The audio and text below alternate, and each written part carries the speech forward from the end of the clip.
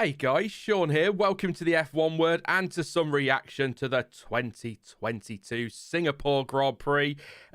First things first, there was a genuine concern for me this afternoon before they started the 3-hour timer that we might be doing a stream at like 2 o'clock in the morning. That track was absolutely drenched, wasn't it? And the rain didn't look like it was going to stop, but it did stop. We did get a Grand Prix.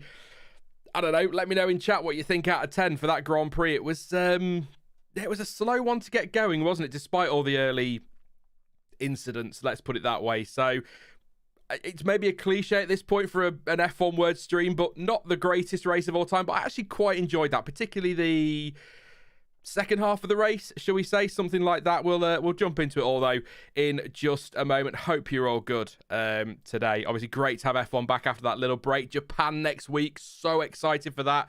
Great to see Singapore back as well, and then we're in the final stretch of the season with the race in the Americas, and then of course we finish in Abu Dhabi. Some might say the championship, the season, it's all done next weekend, but yeah, we'll see how that one goes. But we'll start by saying a very good afternoon, evening, whatever you want to call it, to Stuart, aka Chamber. I just said a bit of a slow start, that one, I felt, but really quite enjoyable towards the end. How did you feel about that one? How are you, first and foremost? Hello. Straight in with the questions. Is anymore. It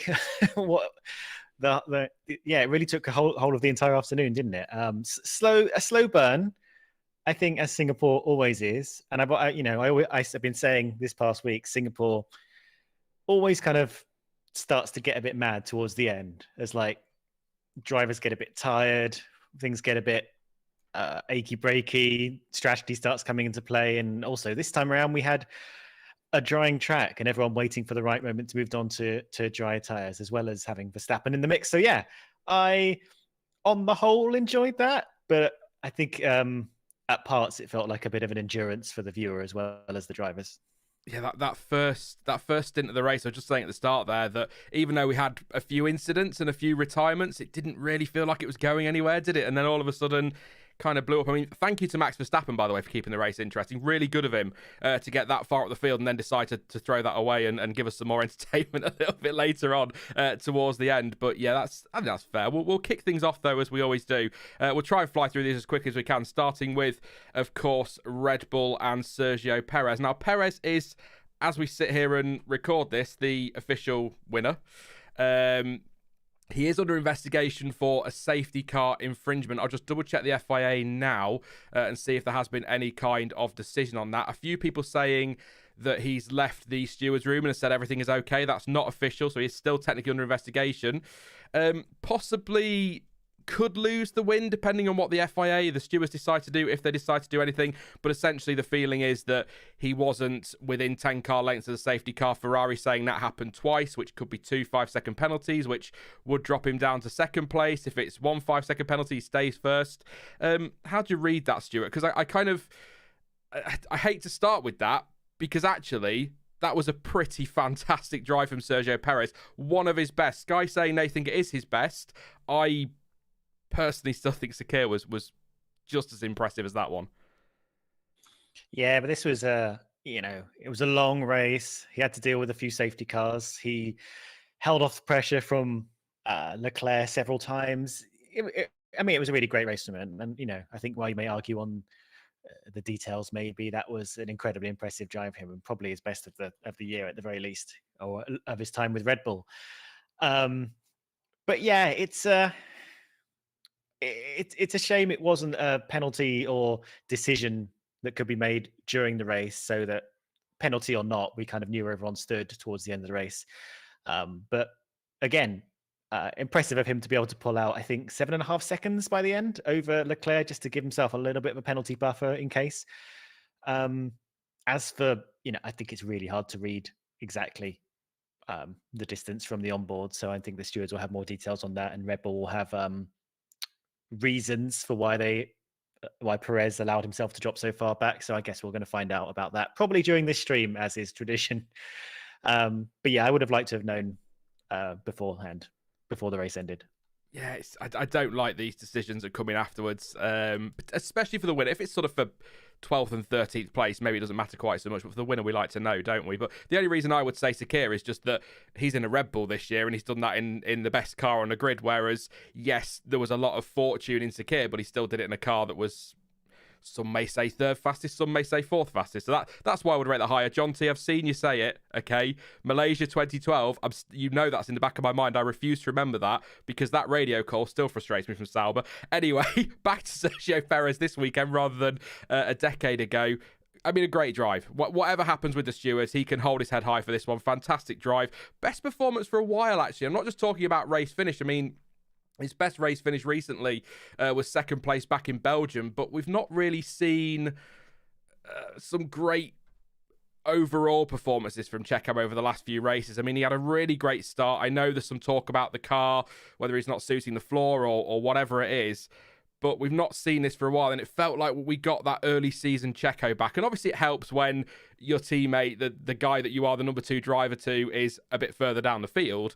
But I think superb from him. I don't really think he put an awful lot wrong, a foot wrong in terms of his driving. Obviously, there is the question mark around a safety car. We'd have to take that into account. There was a couple of lockups, or there were a couple of lockups whilst being chased by Charles Leclerc, but got the lead off the line. Apparently, the reaction times, Perez and Leclerc were absolutely identical, which is incredible to me. But Checo got the better second phase, took the lead.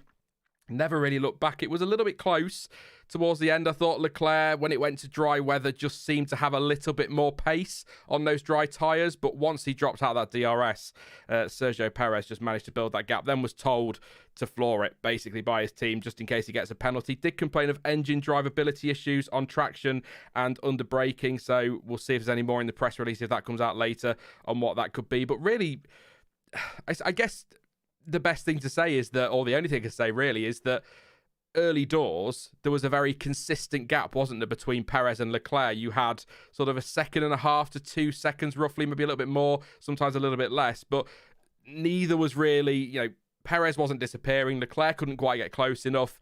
It was just nice to have 2 drivers at the front, trading fastest laps, being that close, because in those conditions, anything can happen. One little lock-up straight on, Leclerc wins the race. Leclerc could get it wrong. They could collide. Who knows? But I sometimes you don't need tons of overtaking at the front like we saw with Verstappen and Leclerc earlier in the season for it to be just as tense, in my opinion, because, again, you never know what's going to happen in those conditions when you've got 2 lead cars running that close together.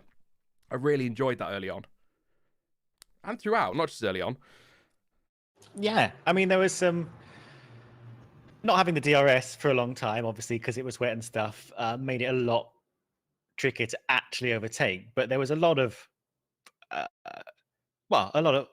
close battling, and in the tricky conditions, as we saw several times during the race, it wasn't, if you were attacking, if you were defending, it wasn't necessarily easy to hold it all together.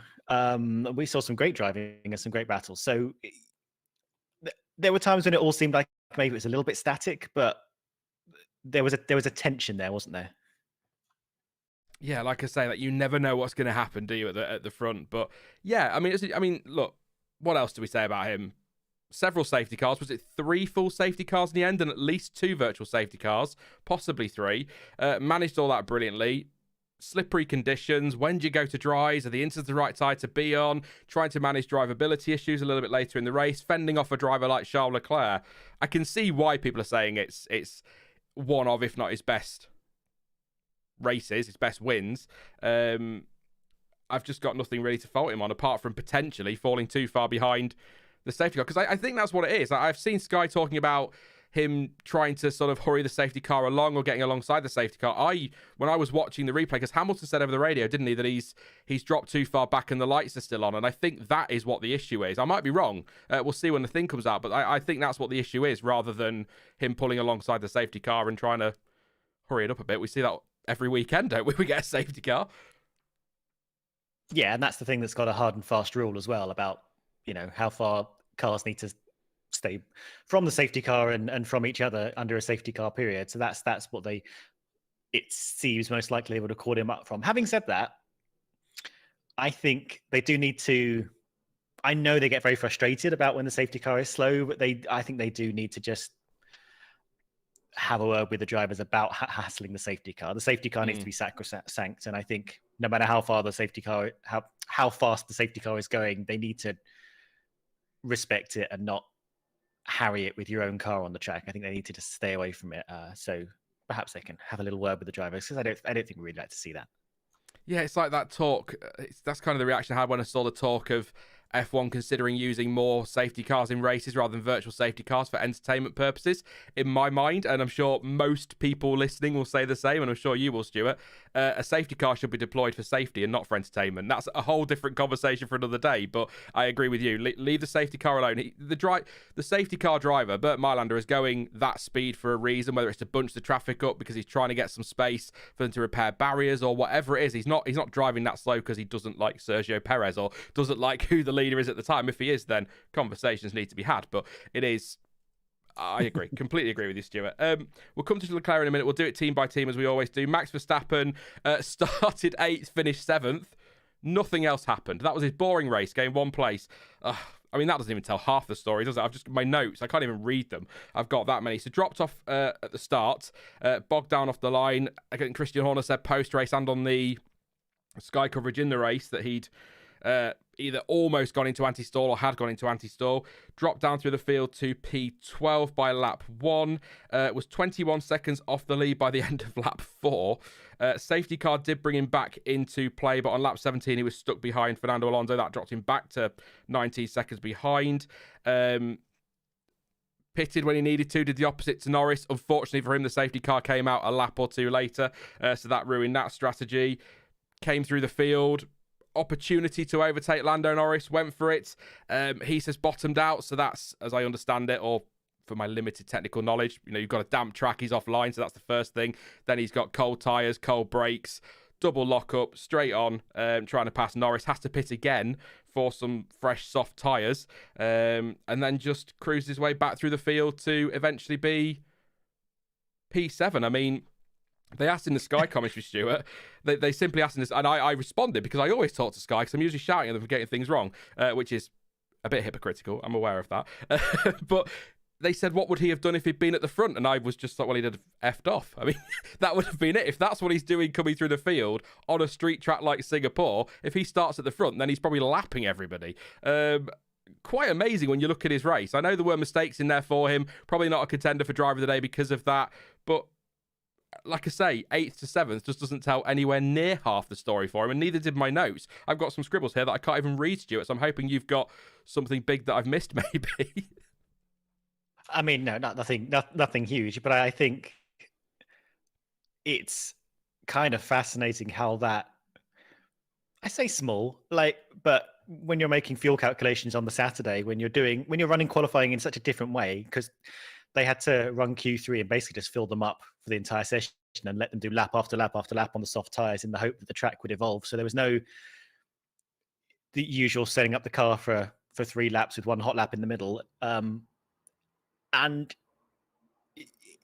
it can be hard to put the right amount of fuel in to make sure you're not over fueling them to make them too heavy, but just having the right amount of fuel to do as many laps as they're able to. And they just underfueled Max from what it sounded like. So he couldn't do that final flying lap, had to abort it. It looked like it was going to be close to, if not in contention for pole. That meant he started 8th. He then had that bog down at the start, which dropped him down even further. And with the damp track, which meant, into the braking zones, there wasn't really much differentiation you could make on the lines. You sort of kind of had to stick to the dry as much as possible. And with no DRS, it became very difficult to overtake. So, and instead of a usual Verstappen coming through from the back to contend for the lead, as we've seen quite a few times this season with penalties or whatever, we were watching Max get stuck behind cars over and over again, particularly Alonso, and I think notably the sort of Hamilton-Vettel thing at the end, but not just those drivers. So he had to work for it, and he worked hard. It made it quite interesting because it seemed like he was always on the precipice of overtaking someone, but he really couldn't. I mean, the only reason he got past Alonso in the end was because Alonso broke down, and the only reason he kind of got past Hamilton is because Hamilton made an error. There were things. It was very, very tricky for him, and it was probably, I think, ended up being one of his worst weekends of the year. Not always through fault of his own, but he did also make a mistake in this race. So it was a very Verstappen-y day for him. One of his worst weekends of the year, but actually a pretty impressive drive, because everything you said there about the overtaking and that was all without DRS too. So it kind of, I know he's in a super quick car, we know that, and that's maybe worth the DRS in some cases, but yeah, it would have been curious to see where he would have been had Alonso not retired. Obviously, the obvious answer is one position lower, but he was stuck up behind Alonso. Maybe he wouldn't have made the move. We wouldn't have been able to make the move on Norris or whatever. You know what I'm saying? It would have been interesting to see how far he would have dropped off in that situation. But I think really, really good drive. Didn't win the championship. Will come as no great surprise. But for anybody wondering, he can win the championship in Japan. It's looking more likely than it did this weekend. He needs to leave, and this is Sean doing rough calculations, so if I'm wrong, please correct me. He needs to leave Japan with a 112-point lead in the World Championship, which means that he needs to finish, if he wins the race, Leclerc must finish P2 to keep himself in the championship, and if he wins the race, Sergio Perez would not be able to win the championship. If that's incorrect, please do let me know with any maths in the chat. I think that's right. I haven't done the full permutations of what happens if he finishes second, because goodness me, that would have taken me all night. Thank you so much, as always, to Charles Edward Cheese. He's here. Give him a cheer. Thank you. I was going to do it. I thought I'll let Stuart do it. Thank you very much. Your support, is incredible and means a hell of a lot to me and the channel. So thank you so much, mate. And you guys know what to do. 920 watching. Let's try and get that to 500 likes. Might be a big ask. Tonight. But we only need about 400 more, so please do drop a like for Charles Edward Cheese. Let's get that to 500. Thank you so much again, mate. That's appreciated. Sorry I didn't look across at the chat sooner and read it as soon as it came in. You know me. I get there in the end, so thank you so much. Appreciate that one. So, yeah. Anything you want to add on Verstappen today? I think I've said to you before, Stuart, I want to try and get these down a little bit when we're running through the field, because I don't want to be talking about the top three teams for 50 minutes and everyone else for 3. No, that's pretty much it. Although it's broken, is he can't take the streak record this year anymore. That's broken now, which was getting a bit exciting to see whether he could do that. But yeah, it's interesting to have a very different weekend for Verstappen. Didn't lose his temper either. He didn't, in previous years we might have seen him losing his patience and making a sort of a rash move. But no, he seemed to remain calm and make his way through at the pace that he could. So that's good to see. Yeah, but although Red Bull curiously can still break that streak, can't they? Because obviously Red Bull, Vettel, they did the streak back in 2013, so that's true. They still can with Sergio Perez. So that's something for Red Bull to look forward to. But yeah, I've got nothing much more on Verstappen. Just that was a really solid drive, and it was just that real incident with Norris. I guess my final one on Verstappen before we get on to Leclerc, I promise. Where do you think he could have been without that Norris incident? Because we had so much drama. And the field was quite nicely bunched up for a while. I kind of feel, especially with Sainz's pace, I kind of feel like third was on today. It was looking that way, wasn't it? Yeah. It depends where else he would have got kind of stuck, I suppose you want to call it. Because every time he did get stuck, he was losing a lot of time to the people ahead. But then again, Sainz wasn't exactly keeping up with the top two, so he could have been within striking distance. I mean, there's so many questions you could ask. But it did look like a podium was potentially on if things went his way. It's all what ifs in F1, isn't it? It's always a what if somewhere. Charles Leclerc, P2. We've kind of talked about him. Not really much more he could have done today. He had that pace when they went to dries and got that DRS, and he had a couple of opportunities maybe to sling one up the inside, but no point slinging it up the inside. I mean, look, he's not going to win the championship. If he's a couple of points behind Verstappen, he's probably having a go. But he's not going to win the championship this year. That's all but done. You don't want to be throwing that car offline, as Max Verstappen showed. You catch that damp patches in the wall. You're throwing away big points. They want to secure that second place in the Constructors over Mercedes, which is really their battle this year, and it's looking good for them now. But I think Leclerc had a couple of wobbles, to be fair, but I don't really think he did an awful lot wrong. Just didn't quite have enough pace with Perez. Like I said earlier, trading fastest laps early on, stay consistently within a second and a half, 2 seconds behind Perez. Sometimes a bit more, sometimes a bit less. I'll say that again. Pitted on lap 35 for the mediums. It was a long stop, though, 5.3 seconds. So maybe could have jumped him. Maybe. We will never know. Of course, it's those what ifs once again, because I think he lots of went past his marks, didn't he, on the slippery pit lane, and it kind of, like I said, the dry tyres brought him back into it. But I think Perez just always seemed to have the race under control for me. But maybe another day, not that slow pit stop. Perhaps Leclerc could win it, but I think Ferrari have got to be happy with second and third, and that, like I say, that battle for them now is second in the constructors, and they've kind of, I think they've just about got there. What's the situation? Ferrari 439, Mercedes 373. It could still swing, but that's looking a lot more comfortable than it did this morning for them. Yeah, there are a couple of teams in the grid that took a massive chunk out of their main rivals, and Ferrari was one of them. In fact, Ferrari took 2 points over Red Bull, so that's game on, isn't it? I guess you could say. Yeah, and as for Leclerc, that is not, I think he did everything he could have done. He definitely hassled Perez as much as he could. He had the wobbles, but I don't think you could fault anyone, as you say, for the wobbles. It was tricky out there. He didn't seem to be able to get the traction down in the right places to set him up for the overtaking zones, which like turn 7, turn 1, and I think down the back at, is it turn 17 at the sort of bendy straight at the end. But, he pushed Perez while he still had the tyres and then kind of backed off when he realised he didn't have it. I think he did everything he could today, and will probably be, other than losing pole position with a slightly worse start, got the most out of this race. So, yeah, no real faults. But that start, I guess, probably cost him the win. I think if he'd have got that, if he'd have kept the lead in the start, he might have been able to control it. That's always the key, isn't it, on a street track? If you get away off the line from pole, you can control the pace. You've got a great opportunity to take the win. And I think his start wasn't bad, is it? Like I said, his initial reaction was identical to Perez. It was just in the second phase, wasn't it? It was just out dragged down to turn 1, and that was kind of it, really. So I tend to agree. Not much Leclerc could have done. I saw Nick say nothing Ferrari could do. Undercut was worthless today. I think the talk was that the overcut was the way to go this weekend. So it just didn't really work for him, which is a shame. But I must admit, and I'm hoping he doesn't get a penalty, it is actually really lovely to see Perez back on top of the podium.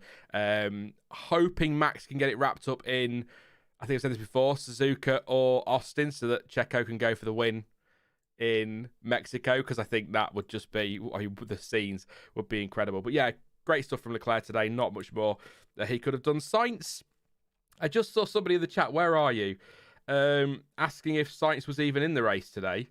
I can't find where you are. There we go. Demetrius, thank you very much. It's a great question. Yes, he was, because he finished third. Of course he was.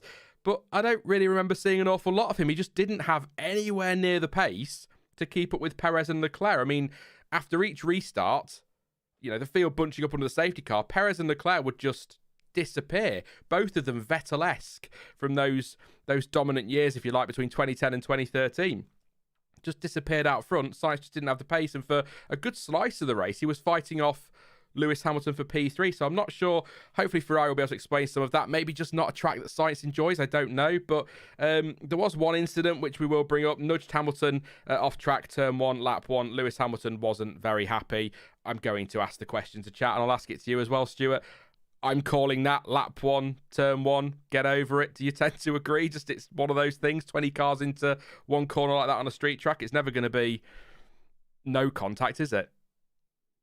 No, I mean that happens, doesn't it? You sort of end up running people wide, and also it was damp, and it was damp in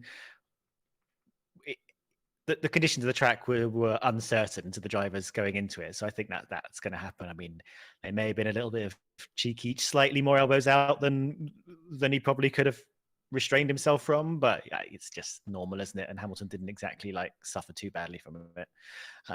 Yeah, that's a normal turn 1. It happens. He can get away with that. I think that's consistent with how we treat that kind of. It wasn't like he rammed him off the track or did anything particularly dangerous. It's one of those things, isn't it? If it happens on lap 25, then maybe it's investigated, but not especially on a wet track as well, as someone just said in chat. I mean, things are going to happen. Street track, wet track, lap 1, turn 1, 20 cars. there's going to be contact. I mean, don't get me wrong, I'm not criticising Lewis Hamilton. If I'm a racing driver, I'm asking for it, because you've got to ask the question, haven't you? That's kind of their job in the car. They've got to ask for these things, but I don't think he honestly thought anything there. But I've got nothing actually on Sainz, and it's third place, well off the pace of the front two, but still, it's a podium. It's some nice points. It helps the team in the constructors. His best result since Belgium as well, where he was third place there. He's had a couple of rough races, actually, 8th and 4th. Ones wasn't too bad, but yeah, I think I've got nothing on Sainz. I feel terrible because it's not a terrible race. I'm just quite surprised by his lack of pace, I guess, is what I'm saying, because Ferrari seemed to have some good speed in that car, and he was comfortably clear of Norris, but there was even a phase, wasn't there, where Norris was looking like he could challenge for a podium, which got a few people quite excited. So, not really sure where Sainz's pace was today. Any ideas, Stuart? Maybe he's suffering maybe with some of the things Charles was, not being able to get the power down in certain corners. I mean, obviously we'll hear more from Ferrari tomorrow or later tonight, but it just seemed quite odd that Leclerc was right on the back of Perez and Sainz just dropped away so quickly.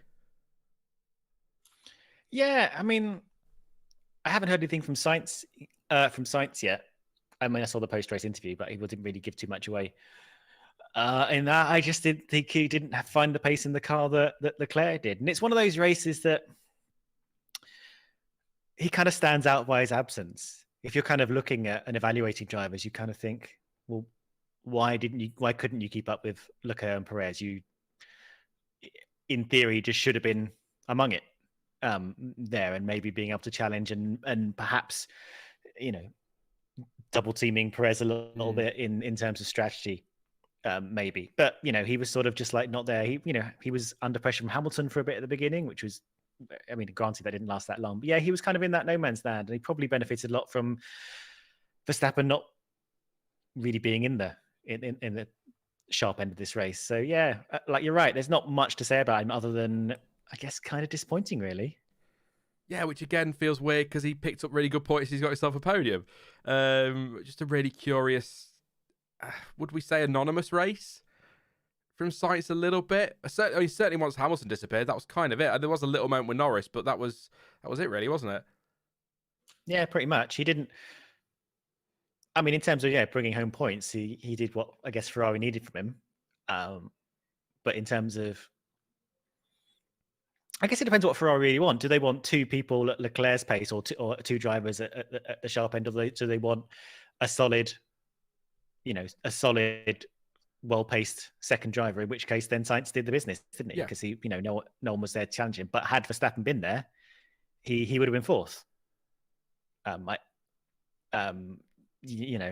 perhaps you need to be a little bit closer, especially like challenging Perez on a regular basis, which he normally does. So just, I don't know, a bit of an off race for him. I'm not going to judge him as an entire driver based on this, but it was a tricky day as well. So, maybe it just didn't work for him. Yeah, Zach says Sainz pulled a 2021 Bottas performance, which I guess is some ways what you're getting to there, Stuart. If that's the job that Ferrari wanted to do, then he's doing it. So Thomas says he was rapid at Monza, quite hit or miss this season for Sainz. And how was Perez able to just pull away from Leclerc when he had to have a 5-second gap? Like, why was he not doing that in the first place? That's from Burger with Cheese. I guess damp track offline, you've got control. You only need to do just enough on a street track, don't you, to keep the guy behind. I guess not worth the risk at that stage for Checo, but when there's a chance you're going to lose the win, you're just going to go for it, aren't you, and try and get that 5-second gap. So that would be my answer. Well, I mean, I'll see what the press release says. They might have an answer to that, but yes, we'll leave the top two teams there, and I'm going to keep with McLaren because I want to keep the top three and go with McLaren because I don't often say a lot about McLaren because usually they have quite an anonymous race. We don't really see a lot of them. Today, we didn't see a huge amount of them. We saw quite a bit of Lando Norris, not much of Daniel Ricciardo, but really the key for me, what a bloody result for McLaren in the Constructors' Championship. Not only did Alpine shoot themselves in the engine, they've got a 4th and 5th place. Norris 4th, Ricciardo 5th. Ricciardo's best result, I think he said, since Saudi Arabia 2021 in nearly a year, which took me back a little bit. I know he's had a difficult season, but I thought, bloody hell, Daniel, that's quite a gap between big top 5 results. Norris 4th, I still think was challenging for a podium at one point, but had to back off because he was told to stay off the bump at turn 7, I think they said, over team radio. So some issues there for them. But what a fantastic weekend for them. Great drive from Norris, great drive from Ricciardo. Couple of bits on Norris. I guess on both drivers, really, the perfect thing for them today was the timing of that safety car, that Tsunoda safety car, we'll call it, because lots of drivers have pitted. I think I'd already said that I think Verstappen was told to do the opposite to Norris, so he pitted eventually as well. So he came in, Norris stayed out.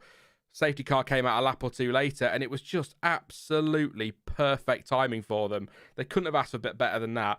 And it just worked out beautifully come the end of the race. I mean, look, the result's great, 4th and 5th, but then you look at the constructors, which is on screen now, they've got a 4-point gap over Alpine. That's a massive swing this weekend. So great stuff from Norris, great stuff from Ricciardo, who we saw very little of, but hey, 5th place, and just great stuff from McLaren overall. I mean, I thought Alpine had this in the bag, to be honest, P4, especially seeing Alonso in qualifying yesterday. I thought they'd get big points today, and they were running well. Certainly Alonso was, but wow is my answer to the McLaren question, I guess. Wow.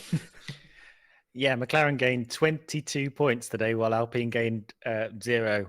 And Alfa Romeo gained 0 as well. They're not really a fight with Alfa Romeo, but yeah, they needed this, didn't they? And to be honest, AlphaTauri having that Tsunoda crash, if that hadn't happened, I mean, when they decided not to pit on that Verstappen do the opposite pit call, they were the last people out there on the intermediate tyres when the dry tyre, whatever dry tyre you're on, was clearly faster, much faster. It like significantly reached that crossover point. So there was a moment there when I thought they've thrown places away here. That, Verstappen is going to be miles ahead of him by the time they do the overcut or whatever. But yeah, Tsunoda then immediately crashed and saved them a lot of time in the pit stops and let them cement those positions. So that was, I mean, I don't think you could call it tactical genius, but it came to them. And to be honest, they needed a bit of luck. But obviously it wasn't all luck, because they were like, I think 5th and 7th at the time anyway. And so we're able to take advantage of that by being in a good position with a good pace in both cars for once. They stuck Ricciardo on the soft tyres, which was interesting, but just seemed to work as well as the mediums. It was just a great race for them, and I'm glad to see both cars as well doing well. Had a bit quali was a bit mixed, but yeah, I'm just quite happy for them, really, all things considered. They've had a bit of a duff a couple of months. Yeah, and I mean, obviously the safety car is what's got them in, both drivers in that position. But I wrote down in my notes while I was sort of scribbling stuff down for the race, Norris had good pace anyway, didn't he? He was kind of there. Yeah. It was heading towards another one of those, not anonymous races for Norris, but it was heading to another one of those sort of, he gets a 5th or a 6th or a 7th place, and you go, oh, okay, fair enough. He's driven well today and not really anything to say, but his pace was good, and he's kind of reaped the rewards of a bit of luck, because McLaren haven't had much luck this season at times. Let's be fair. I mean, neither have Alpine clearly, but it just kind of all fell their way today, and I was really pleased for them. Again, we didn't see a lot of Ricciardo, so I'll admit, I did a double take at the timing tower. I was like, what on earth are you doing there? A bit like I did for Aston Martin, which we'll get onto in a bit, but I feel bad because I really want to sing their praises and talk about all the wonderful things they did in the race, but I can't tell you anything on Ricciardo other than he pitted under the Tsunoda safety car, put the softs on, came out in P6, and that was kind of it, although ended up P5 in the end. But I think he said in his post-race interview that the softs didn't really work for him. I was only half listening, if I'm honest, but he wasn't glowing about the soft tyre, but worked really well for others, didn't for him. And Lando Norris just pretty faultless. Like I said, told Stealth to bump on turn 7, so something maybe going on there. Possibly lost him some pace late on, was challenging Sainz potentially at one point, but he was in a nice little fight, wasn't he, with Verstappen and Alonso at one point, and I mean, just there. It's a classic. What I'm trying to avoid saying, which is why I'm chuntering here a little bit, I'm trying to avoid saying my line about luck and falling your way, etc., etc., but that's kind of what it was for McLaren today. They just all fell nicely for them, so great stuff, and such a big swing in the championship as well. Do you feel like, obviously the constructors, the full championship isn't going all the way, the drivers' championship isn't going all the way, do you think the Alpine McLaren thing is going all the way down to that last lap in Abu Dhabi? Well, I mean, the last lap's a bit of an ask. It's tricky. I think Alpine definitely seem like they have the better pace at the moment. And they had you know, uh, a bit of a disaster, didn't they? Just with reliability issues. While other people actually retired from crashing, they were doing okay, and then they broke down. I'm sure we'll get to Alpine in a minute. But so I think on a normal day, I don't think McLaren are going to easily beat Alpine, but it's not impossible, and they could have a couple of good races in the next 5, and at least keep them in the hunt. I mean, consider it's interesting because I think mathematically they will probably be in the hunt for that 4th place till the last race. But when you say mathematically, it kind of implies McLaren getting a 1-2 and Alpine getting 0 in the last race. So it's sort of a bit different when you're in the midfield, when you're thinking mathematically. But I imagine they will be mathematically in the hunt till the end. But I think I'm not yet writing off Alpine for that 4th because they definitely look the stronger car right now. Yeah, I tend to agree with that. Especially Alonso at the moment seems to have really, I was going to come good, but did he ever really go bad? You know what I mean? He seems to really be picking up the second half of the season. So we shall see. I hope something goes down to the final race. Otherwise, I might just skip it and go out for the day because I'm not a big fan of Abu Dhabi, as you know. Another team that had an absolutely phenomenal day as well were Aston Martin. Not only did they get Stroll 6th and Vettel 8th, but they made a massive jump in the championship. I think they were 9th before the weekend started, and they're now 7th on 37 points. So that's huge for Aston Martin. You know, might be able to recoup some money.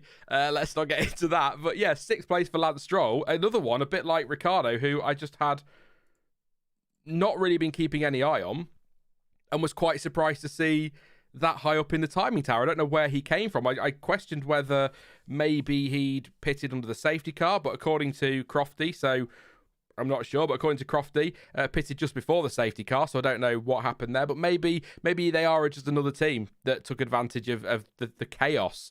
In fact, that's what I've written, took advantage of all of everybody else's chaos and just kept their noses clean and got on with it, which is kind of perfect for a team like Aston Martin, given the season they're having. So great stuff from Lance Stroll, but Sebastian Vettel as well, 8th place, and he was kind of one of those, wasn't he, that kept the race interesting. He was involved in a number of squabbles, and I really enjoy. I mean, I love it when Seb gets to get involved in that top 10 and be involved in these fights through the field. So always good to see. But just a steady race of what didn't feel like an awful lot from Aston Martin, apart from Seb being kind of there and in the mix a little bit, and they've come out with a phenomenal result. I mean, is that their best of the season?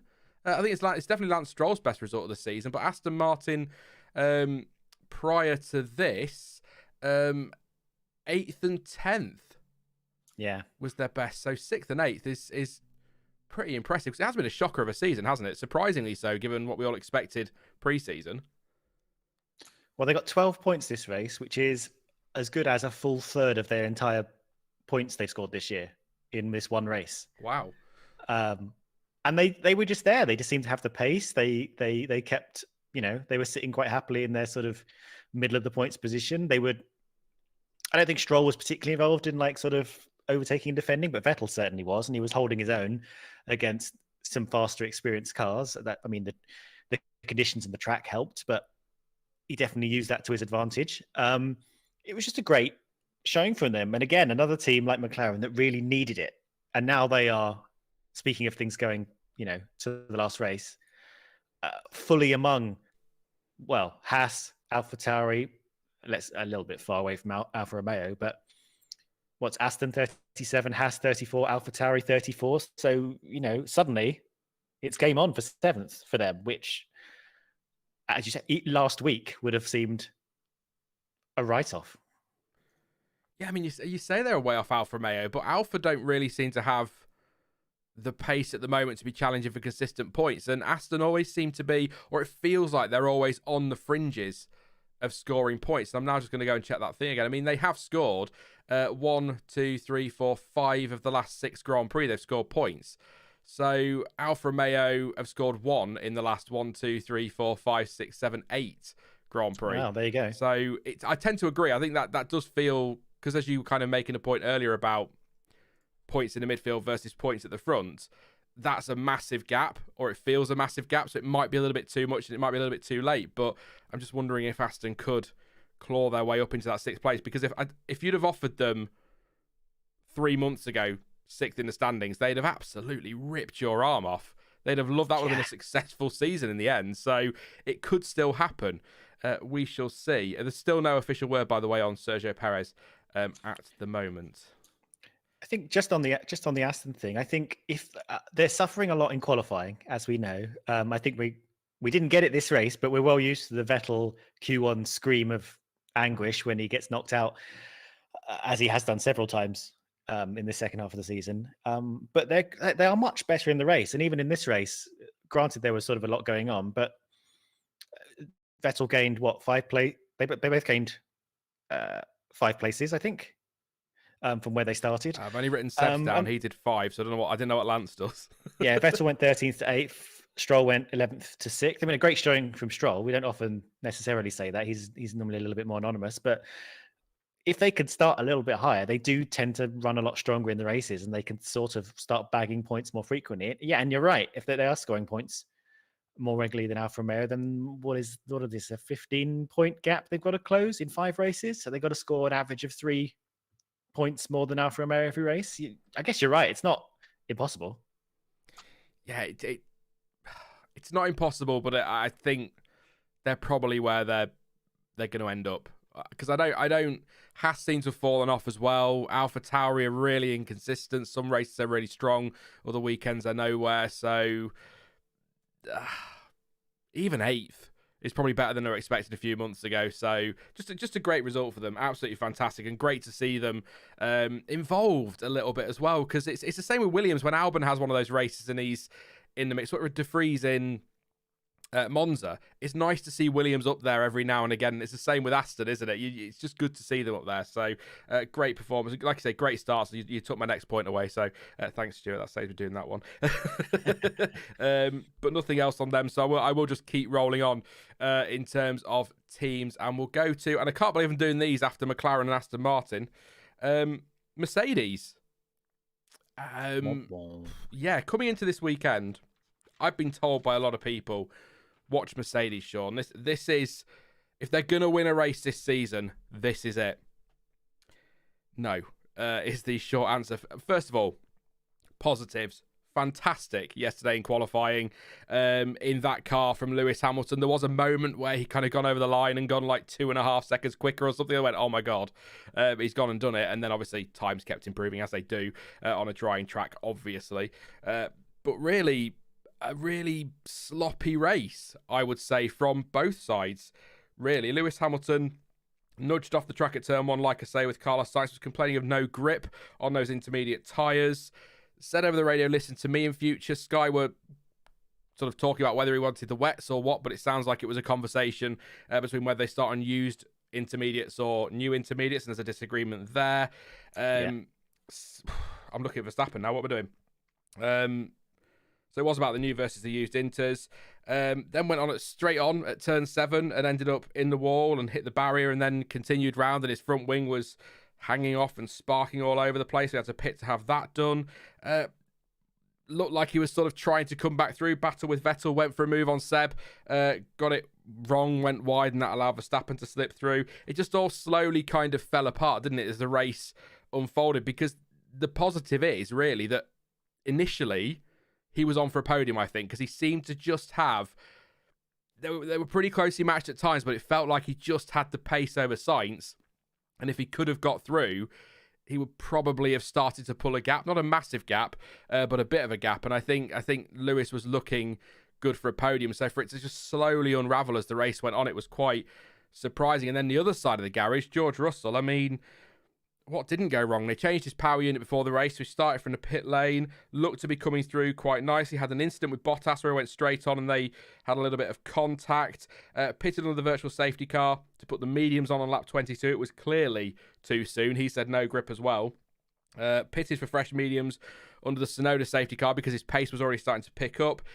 He kind of triggered, didn't he? He got everyone to go, right, we need to be pitting for the dry tyres, is often the case. The first one to do it becomes a guinea pig in these races. And then he went for a move on Mick Schumacher and for some reason decided to come across to the right even though he wasn't completely past him, and that caused a puncture for him and eventually a puncture for Mick Schumacher. No investigation, which surprised me, I'll be honest. There you go. And then pitted for fresh softs at the end and got fastest lap. I mean, as Sky pointed out, and I'm kind of annoyed because I wanted to make the stat because I've been making a big fuss about this week in my preview and that, but that's the third Singapore Grand Prix in a row where the fastest lap's been set by somebody outside the top 10. Oh, good stat. So, I don't know. What a weird weekend. Coming into this weekend expecting Mercedes to be challenging for the win, starting off with Hamilton challenging for a podium, and then they end up, 9th and 14th? Bizarre. Yeah, it was surprisingly sort of amateur and cack-handed a little bit from them. They didn't. It was weird, and actually their whole like story across the weekend, like as you say, was a bit weird. And there was this. It kind of started in practice when they like seemed like they had suddenly quite a lot of pace in the dry, and then when it was properly wet, they had like nothing. They couldn't. They had no pace at all. Struggled at the beginning of the race. It was hard to fully comprehend why Russell and Hamilton were so far apart in qualifying. Had to start from the pit lane instead of the back of the grid because they didn't get the FIA's approval before changing all the power units on George's car. And the thing that, I mean, Hamilton made quite a lot of mistakes this race, which is unusual from Hamilton.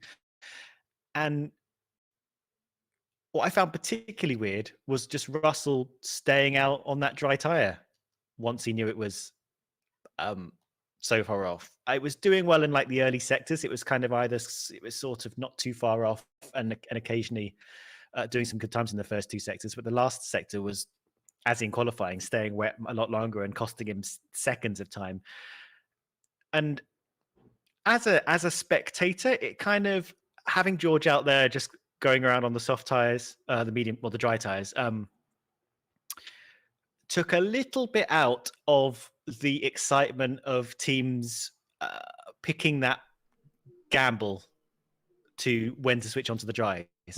Because all they had to do was watch George Russell. And as soon as George Russell started putting in equivalent times, they knew that was the crossover point. And I think if he hadn't been circulating at the back of the grid 4 seconds off the pace for so long, working his way up to a reasonable lap time, I think there would have been a little bit more tension in who, especially of like the first two, or of Max Verstappen, or any of these times, or any of these drivers that were involved in actual battles, like who's going to take the gamble and pit first. So that kind of disappointed me just from that point of view, because George Russell just became a barometer for everyone. He helped everyone out, and the person he helped out the least was himself, because not only was he circulating incredibly slowly, but he then pitted again after everyone else and got some new mediums on, and then pitted again for softs. He just was having a nothing race. So just weird. Yeah. I don't know. I don't know how to sum it up. Like I said, I expected so much more from him this weekend, and it didn't happen, did it? And no. Weird. I think we said weird like 7 times. But that's kind of where we are. I've got not much to say. But what I do want to bring something up, which is somewhat of a moan, I suppose. I know, shocking. But George Russell saying over team radio, what was it? Mick Schumacher, this guy's fighting, defending for all his life. Crikey, it's like, George, mate, it's a race. It reminds me of Albon saying, these guys race me so hard. I was quite annoyed at that at the time. I was like, well, yeah, it's a race, mate. Mick Schumacher is kind of fighting for his life because he wants a seat in F1 next year. So let him, of course he's going to defend, even if it is for 13th place. If you don't want to be racing Mick Schumacher, George, then do a better job and don't be down there in that car. Maybe harsh on George Russell given how things have gone for this weekend with the penalty and everything else, but he made his mistakes today, and that's why he was fighting with Mick Schumacher. So probably also wouldn't be fighting Mick Schumacher if he'd not run into him. Is another argument to make there. So yeah, just a really, I like the word sloppy is a good one. I think certainly for Russell those mistakes, and Hamilton as well for his mistakes. But I just that kind of radio call. There's I can give you 3 examples. So there's the Albon one. This one from Russell, and then when Stroll in Monaco was like, what's the point in racing? I was like, right, get out of the car and go home. If you don't want to race, give it to somebody else. I know there were other reasons behind that, but yeah, just such a weird radio call from George. I don't know, have we heard that before? I don't tend to pay too much attention to team radio, because I feel like FOM just play the ones that are going to get the best reaction on socials. Usually, it's how it feels sometimes. But is that something we've heard before from George? Frustrated like that, or not understanding he's in a race? I think we've definitely seen him frustrated before. I try to give drivers a little bit benefit of the doubt when they get frustrated, because I know they're all kind of amped up in their cars and stuff. But I think if he's asked about it and reflects upon it, I think he knows it was a weird, silly thing to say, especially as he spent the formative part of his career to date in a small car, occasionally having to battle for 1 point or 13th place or something. And if he's in with a shout of anything and he's got a Red Bull or Ferrari behind him, then in a Williams, then he would have fought them off as much as he could. And he knows that, really. And I think he was just getting a bit frustrated because he was having a terrible weekend. And I think he knows that. But yeah, it was a weird thing for him to say. I also think his puncture was a bit weird as well, because often drivers going side by side, they kind of want to hit wheel to wheel. That's the kind of the safest place for the cars to hit each other. So it seemed weird that two big soft round things hitting each other caused punctures. But I think George has got a lot to think about when he settles down after this race. Don't get me wrong, it's got to be frustrating for him driving around down there in a Mercedes at a race that a lot of people thought they'd be challenging for podiums and wins. I get it. And Richard Potts has made the point you made, actually. That's how George drove for the last 3 years and got the Mercedes seat, how quickly they forget. So, I mean, it's heat at the moment. I'm not going to judge him too much on it. It's just frustrating when you hear, like I said, the Albon one. They race me so hard. Of course they do, Alex. It's Formula One, mate. I'm sure there are jobs elsewhere if you're not happy with that one. Before we move on, please don't forget to drop a like, by the way. We're at 275. We're trying to get to 500 for Charles Edward Cheese. We've got 1,061 people watching now. Hello. Those that just joined as I said that one. So please do drop a like. Always appreciate it. Don't forget to subscribe as well. Japanese Grand Prix preview on Thursday. Then we're live again next Sunday morning. And more astonishingly, actually, Dan's getting his backside out of bed for that one. And he's going to join me for this. I know. What is this? Witchcraft. So he's going to be with me next Sunday morning for that one. So we're going to be live about 9 a.m, I think, something like that. So, look, do you know what? I'm going to say it. I'm really looking forward to a proper early race against Stuart. I loved it for Australia, and I'm really looking forward to this one. But I feel like Japan isn't as early as it used to be.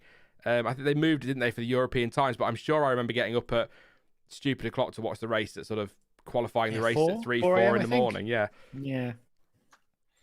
Looking forward to it, though. I'm looking forward to Japan. So, yes, please do subscribe. That was my point. And don't forget to drop a like as well. We're already at 300 now, so let's get a couple of hundred more. Let's go to Alfa Romeo. Yes, Alfa Romeo are next on my list, I believe. No, they're not. It's AlphaTauri. Yes. No, I lied to you. Gasly. It's AlphaTauri. Sorry, Pierre Gasly in 10th place. Final point for him. Not got an awful lot on Gasly, if I'm being brutally honest. Sorry, Pierre. Again, pitted on lap 34 for the mediums. Did slide into his pit box, but I don't really recall seeing anything of him at all today. So good steady race. Another driver that took advantage of a bit of chaos around him. Got a point for AlphaTauri, which, in what is becoming, as we talked about, a little bit tight now with Aston Tauri, what are they called? Aston Martin in 7th place, and Haas just ahead of them now. They're level on points with them, so that point could be quite important. So it's a good drive from Pierre to get that one. Tsunoda, I've got a bit more on. Slid very wide, close to hitting the barrier early on. He pitted on lap 34 and was in the wall at turn 10 for a DNF, which brought out quite an important safety car actually in the race itself. Was it just me though on Tsunoda? We'll get to Gasly in a second, but was it just me that feels like he was carrying a lot more speed into that corner? I mean, first of all, obviously because he went into the wall, but it felt like it was a lot quicker than previous laps. Maybe it just seemed that way because there was a crash at the end of it. I don't know, but he seemed to be going a bit too hot into that corner when he crashed. Yeah, the impression I got, and I'll have to look up what he actually said, but the impression I got was he just sort of switched onto the dry tires and just pushed. Didn't really sort of didn't feel them out, didn't warm them up. He just sort of went straight out on them and then just went straight into the wall.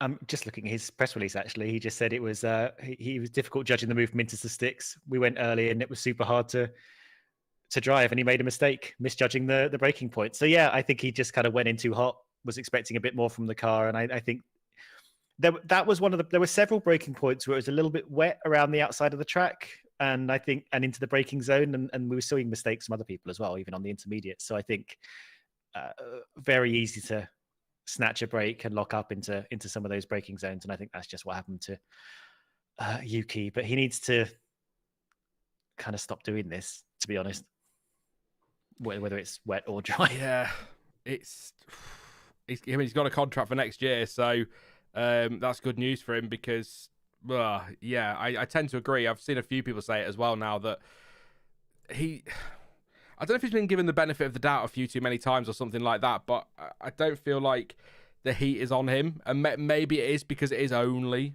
his second season. You've got Franz Tost, for example, saying he feels that they need 3 seasons to get up to speed in F1, but he had a shaky start to last year, didn't he? And then came good. And then he kind of wasn't too bad at the start of the year, seemed to be doing okay, and then he seems to be slipping into some old habits. But, I mean, you've just read it there. I'll read what he said, basically to confirm what I said. Went into the wall, was carrying too much speed into the corner. So, it's a driver error, another driver error. As for Pierre, by the way, very disappointed today. And that's not the result we should have had. I'm sat here praising him, and he's telling me that he's had a terrible day. We were having an excellent race behind Lando and ahead of the 2 Aston Martins, but we took a massive risk boxing early and lost some positions. I don't fully understand why we made this decision, so we'll need to review everything and learn from this mistake. For sure, we left a lot of points on the table today, so it hurts quite a bit, particularly in our championship battle. So, seems like, if I'm reading that right, he feels they would have been ahead of the Astons, 6th place today, because of safety cars and things like that, which would have been a pretty mega result actually for Pierre. So if I'm reading that right, I'll read that again just to confirm. We were having an excellent race behind Lando and ahead of the 2. Oh, he was, wasn't he? He was in there with Lando and Seb Vettel, wasn't he, at one point?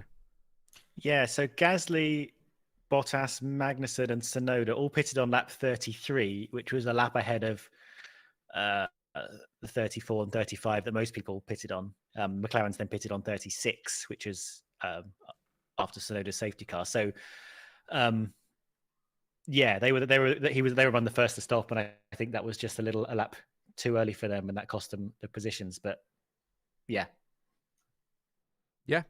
No penalty news yet, but I've got the FIA feed open in front of me, so I'll shout as soon as it crops up. See, I'm just quite. That makes sense, yeah, because I thought 10th place was really good for Pierre. 19 seconds clear of Bottas, pretty comfortable. But actually, when you think, yeah, reading his press release now, that makes a lot more sense. That's not great for Pierre in the end. I mean, not from him. He's done a good job. He wants to talk to the team and sort that out a little bit later. But it's a point, isn't it? And I don't think they're not really fighting McLaren. So I guess the frustration really for him more is the fact that battle with Aston now, they're 3 points behind them, having been ahead of them. That's going to hurt. But that's. A lot of people don't like drivers at pitting under the safety car and things like that, and how that can be, a bit of luck or a variable. But that's all part of strategy. I said it in the preview. When you come to Singapore, you have to factor in a safety car because you're going to get one, because we've had one now every single year since it debuted on the calendar in 2008. And I think the 2008 one was quite a quiet safety car. There was no real drama or controversy there at all with that one. But so it's part of F1. It's always been part of F1, or certainly since the safety car was introduced. One weekend it goes your way, another weekend it doesn't. It's difficult, but you can totally understand why drivers get annoyed with it in a lot of ways, particularly Pierre today, ending up in P10. Alfa Romeo, we'll go on to Alfa Romeo now. Not a lot, I'm going to be honest, on Bottas and Zhou Guanyu. Bottas was hit by Russell, as I kind of touched on, pitted for the softs later on.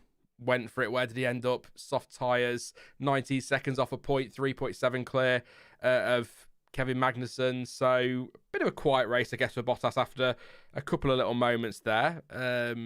Don't recall seeing an awful lot of him. Zhou Guanyu, yeah. I mean, if he's not getting power unit problems, he's being Latifi'd, apparently. If you didn't see it, was squeezed into the wall by Nicholas Latifi, who came across to the left on the run to, I think it was the turn 5 before the Raffles Boulevard. Contact, damaged his front wheel, pulled off the track, and that was game over. That brought out a full safety car. as well. I guess for the Zhou one, Stuart, do you feel that should have been something for Latifi, some kind of penalty? Not that it's really any point because he was out of the race, but... Well, he has got a penalty. Has he got a penalty? Have I missed that? He's got a 5-place grid drop for next race. Oh, that'll take him from last to do the math a second. Still last. Yeah. Back to Sean's argument that if you are qualifying last and you get a 5-place penalty, you should be in the pit lane. But there we go. I missed that. Thank you. That makes sense then, because that was all on Latifi for me. I know people argue that the outside going to a right-hand corner is a risk on a street track, but I know the mirrors are crap, but he could have used them. He must have known Zhou was somewhere nearby, and if he couldn't see him, then he's likely side by side. Yeah, I mean, that was all on Latifi. There was really no question about it. Zhou was pretty much minding his own business, had nowhere else to go, and Latifi just cut straight across him.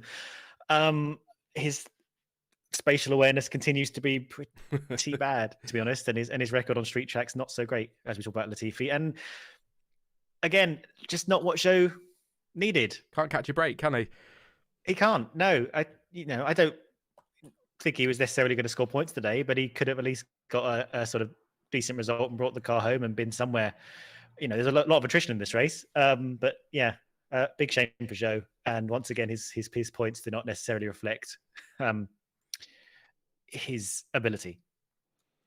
Yeah, I've seen a few people not happy that Zhou's been given another season and saying that he hasn't earned it. Look at the points, but the points, points are what the drivers are there to do. They're to pick up points, pick up wins maybe as well if they get the opportunity in any races. But you can't always just look at a points tally and say, well, he's had a terrible season, because Zhou hasn't had a terrible season.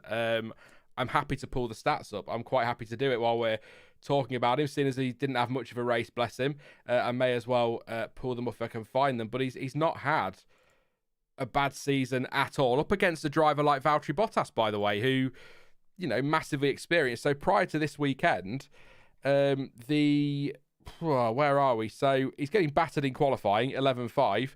But prior to this weekend, in the races, again getting battered because of bad luck, but he finished ahead of Bottas 4 races on the bounce and out-qualified him twice in the last 3. So he's not having a bad season. It just feels like, I don't think either Alfa driver is having great luck this year. And the car is definitely going backwards, or other people are going forwards. But Zhou is doing all right. And if you remove, because I said it before, some of those power unit issues he's had have come when he's been in point scoring positions or on the fringes of points. And I feel for him. Is he the best driver out there? Of course he's not. Could he do better? Of course he will. But of course he could. But he will do as he develops into Formula One. And I tend to agree with what the experts are saying, as in Alfa Romeo and people in the paddock. They're happy with him. They've got all the data. They know the bad luck he's having. If they're happy to sign him up for another year, then it's the right call. And I think he deserves that support from people, just to sort of go, all right, fair enough. Look, I'm not naive. I know there's another reason he's in that seat. I'm not stupid. I've been watching this sport 30 years. I'm fully aware one of the big reasons in that seat is money. But it's not like it's not.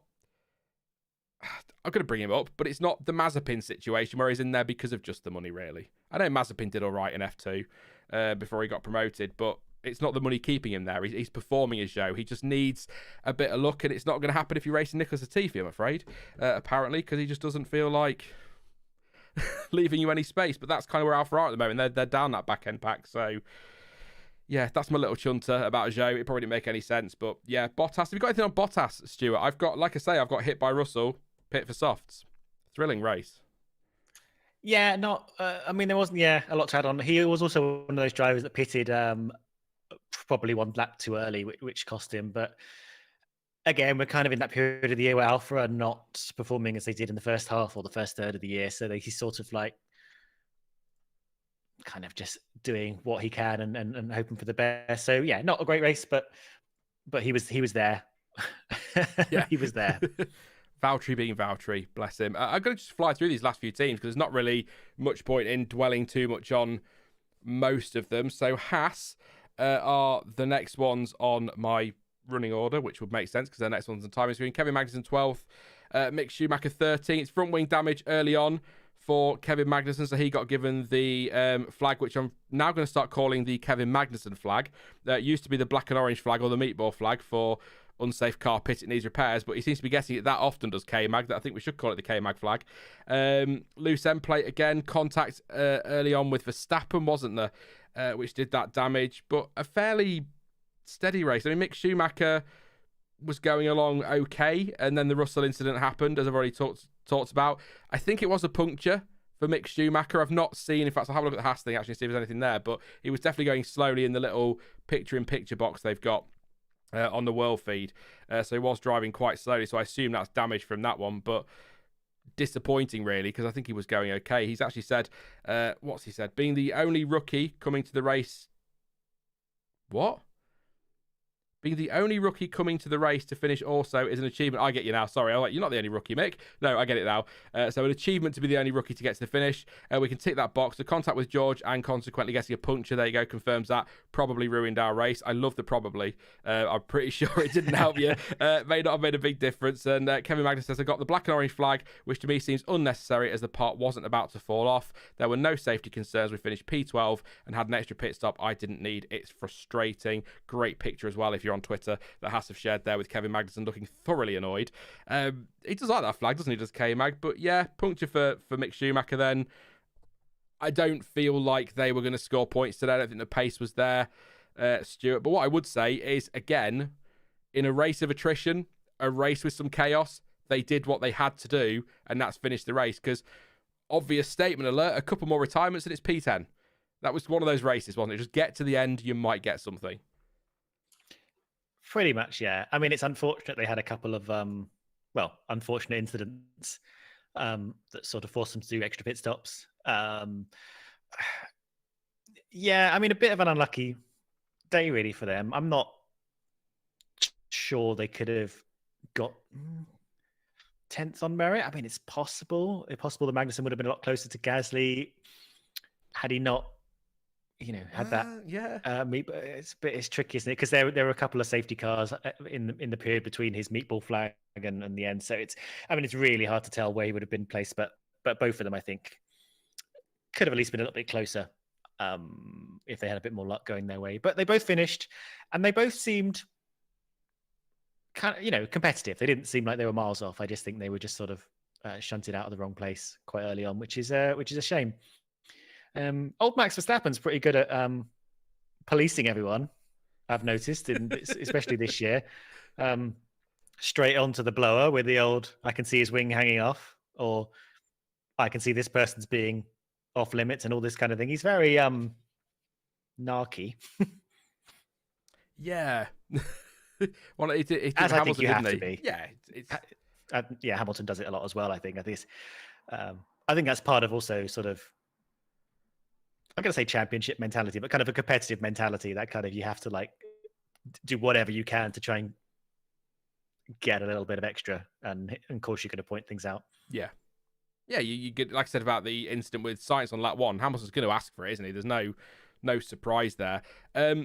You've just said that, though. Interesting on Magnussen. I know we're never going to know his safety cars and things, but 3.7 behind Bottas, who was 19 seconds behind Gasly. It's 27 seconds for a normal stop. So with a front wing change as well, that would have been P10. I mean, P9 might have been a push, but he wouldn't have been that far off Hamilton come the end if you knock off the extra time for the front wing. So actually, maybe he could have had a point today. So that you can that just really, for me, confirms why he's a bit peed off with the meatball flag situation. So thank you for pointing that out, Stuart. I'd missed that somewhere. I was looking at the gap to the leader, not the gap to his. I thought that was a bit of a big gap. 97 seconds behind Bottas. What was going on? And yeah. Anyway, Alpine super quickly. I mean, what do you say? Stopped on track for Alonso. Engine problem. Annoying because he was having a good race up to that point. I think it was 5th. I think doing a good job at holding off. Or 6th, they're somewhere around there. Doing a good job at holding off Max Verstappen. Just all went wrong. Job, yeah, all went wrong. GP2 engine and all that stuff. Throw the memes in there. That caused a virtual safety car. And then Esteban Ocon, who I didn't, again, another one I didn't see a lot of, was sort of there, but kind of one of those drivers that if he got to the end probably would have picked up a really amazing result, but then his engine just blew up in spectacular fashion. We don't see many of those proper big smoky blow-ups like that, do we, anymore? So it was nice to see that from a nostalgia point of view. Not so nice if you're an Ocon or an Alpine fan, or if you're Alpine or Ocon. And that was kind of it for him, really. I think I caught on team radio, he said something like, weird sound for 3 laps. I may be wrong. So something was obviously causing him issues for a while, and that was game over. But really, the big story today is the reliability issues, of course, but also that's a big drop in the championship. So they need to pick themselves up quickly. I mean, what reliability, and particularly Alonso, just not really good this year for Alpine. I'm just frustrated for them because they're on for a great result as well, and they would have been possibly on double points as well as McLaren. So I don't know.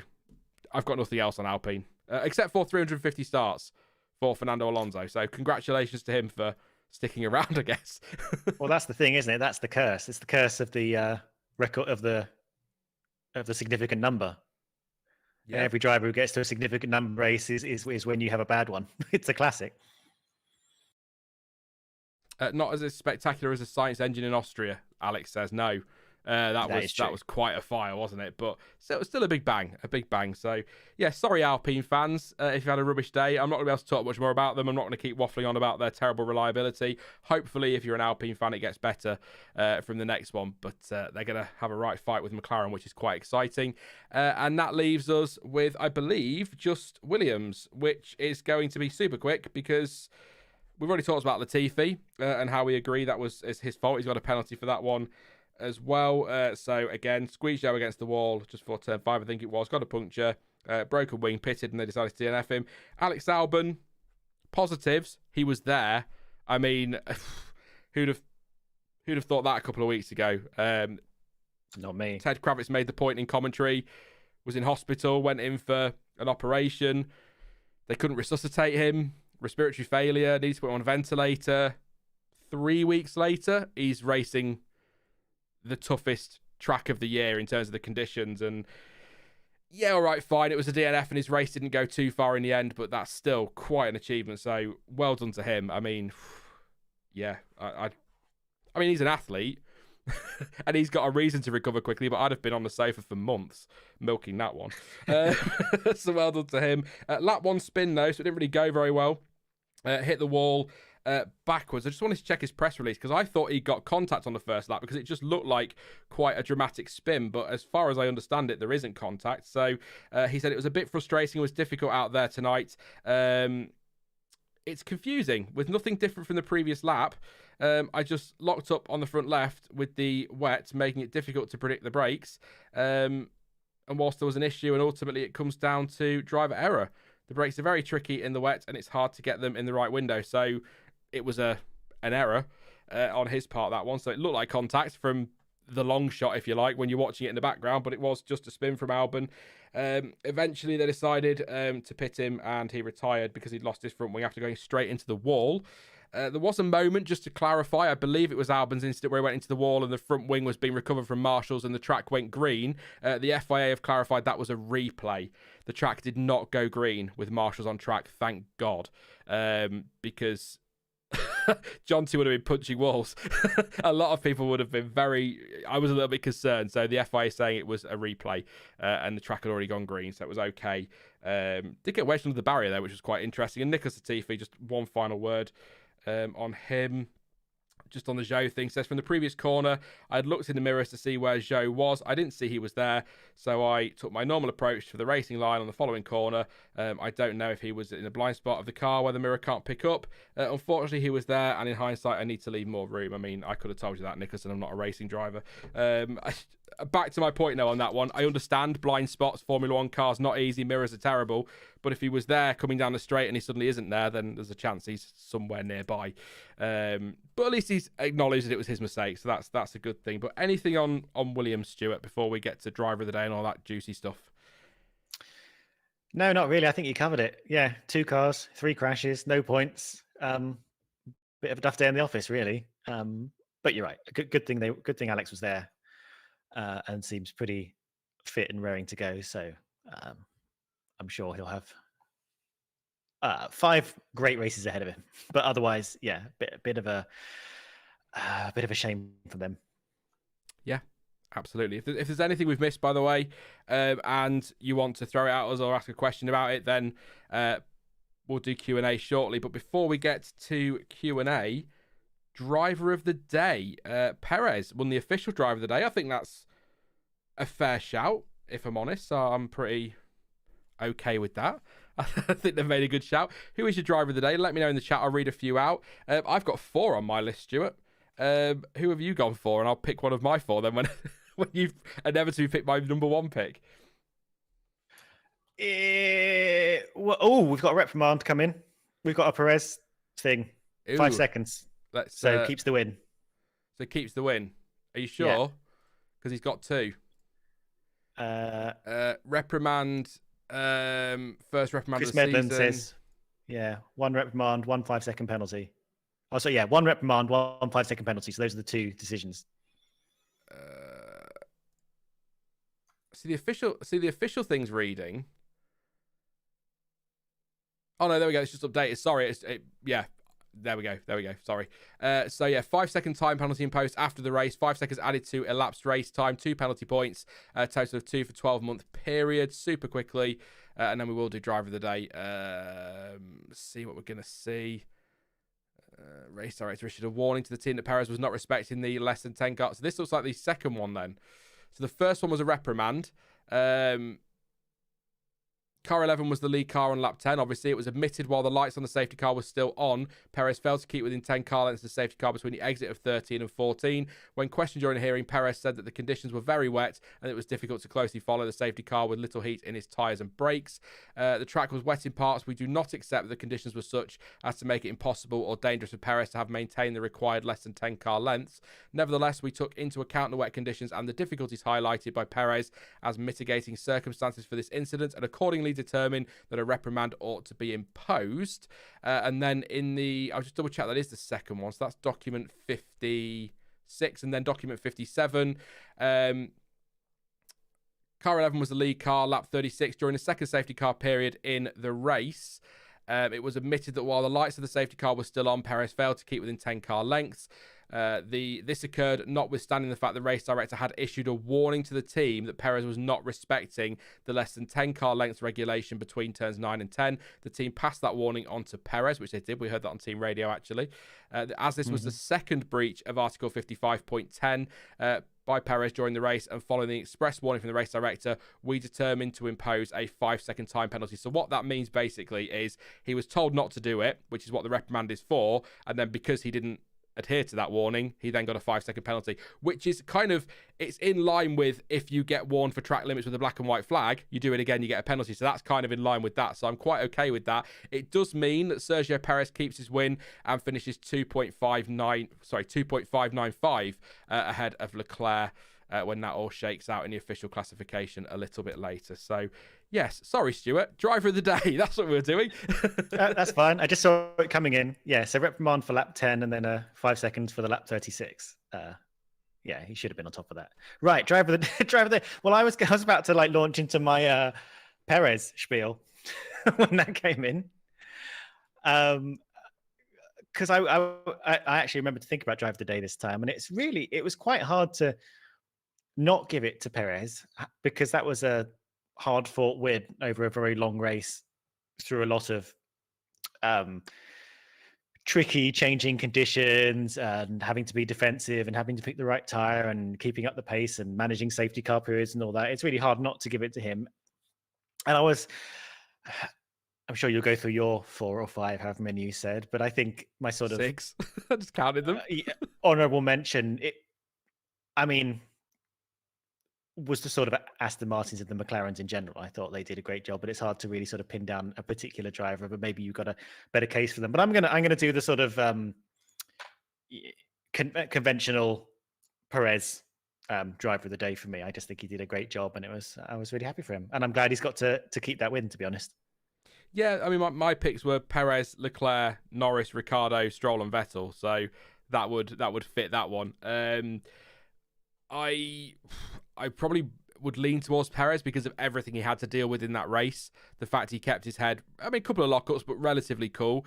Did make mistakes, if you like, under the safety car, which is giving him that penalty. So a part of me thinks, well, maybe I shouldn't. So, but because you've picked him, I'll pick somebody else. I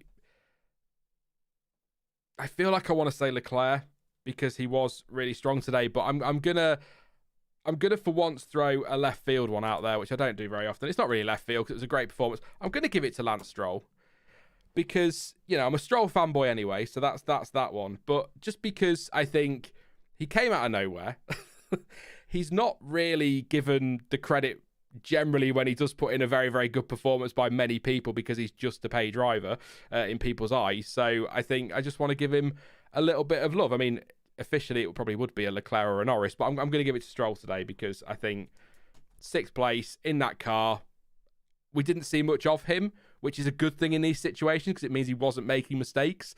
And I think that's fair. Kept it clean. I'm going to have a look at his press release, make sure I'm not missing anything like, you know, when he had that massive accident and all his wheels fell off and he managed to drag it to the line or something crazy like that. But I think he drove very well today from what we saw of him. So says it was very good to pick up 6th place tonight, which is my best result of the season. That's another reason. There you go. Also good day for Seb. Great for everyone at the team. Track took a long time to dry. Difficult race. Not really much in there, to be honest. So he's just, even he's kind of a miss. He had a quiet race. But I'm going to give it to Stroll for a change. I'll never give it to Stroll. That's my weird pick. You can hate me if you like. You can tell me that's ridiculous, but no, I think that's fair. See what you guys are saying in chat. I'll read a few of yours out then. So Bert Mylander, very good shout from Janga. That's a good point. Very good point. Zeta says Lando Norris. Franca says Norris 100%. Jean says Vettel. Sedan says Lando. Nick says Perez. Is it Dory or Dory? Says Ricardo. I think Ricardo's a fair shout as well. Very good. For probably similar reasons to Lance Stroll, actually.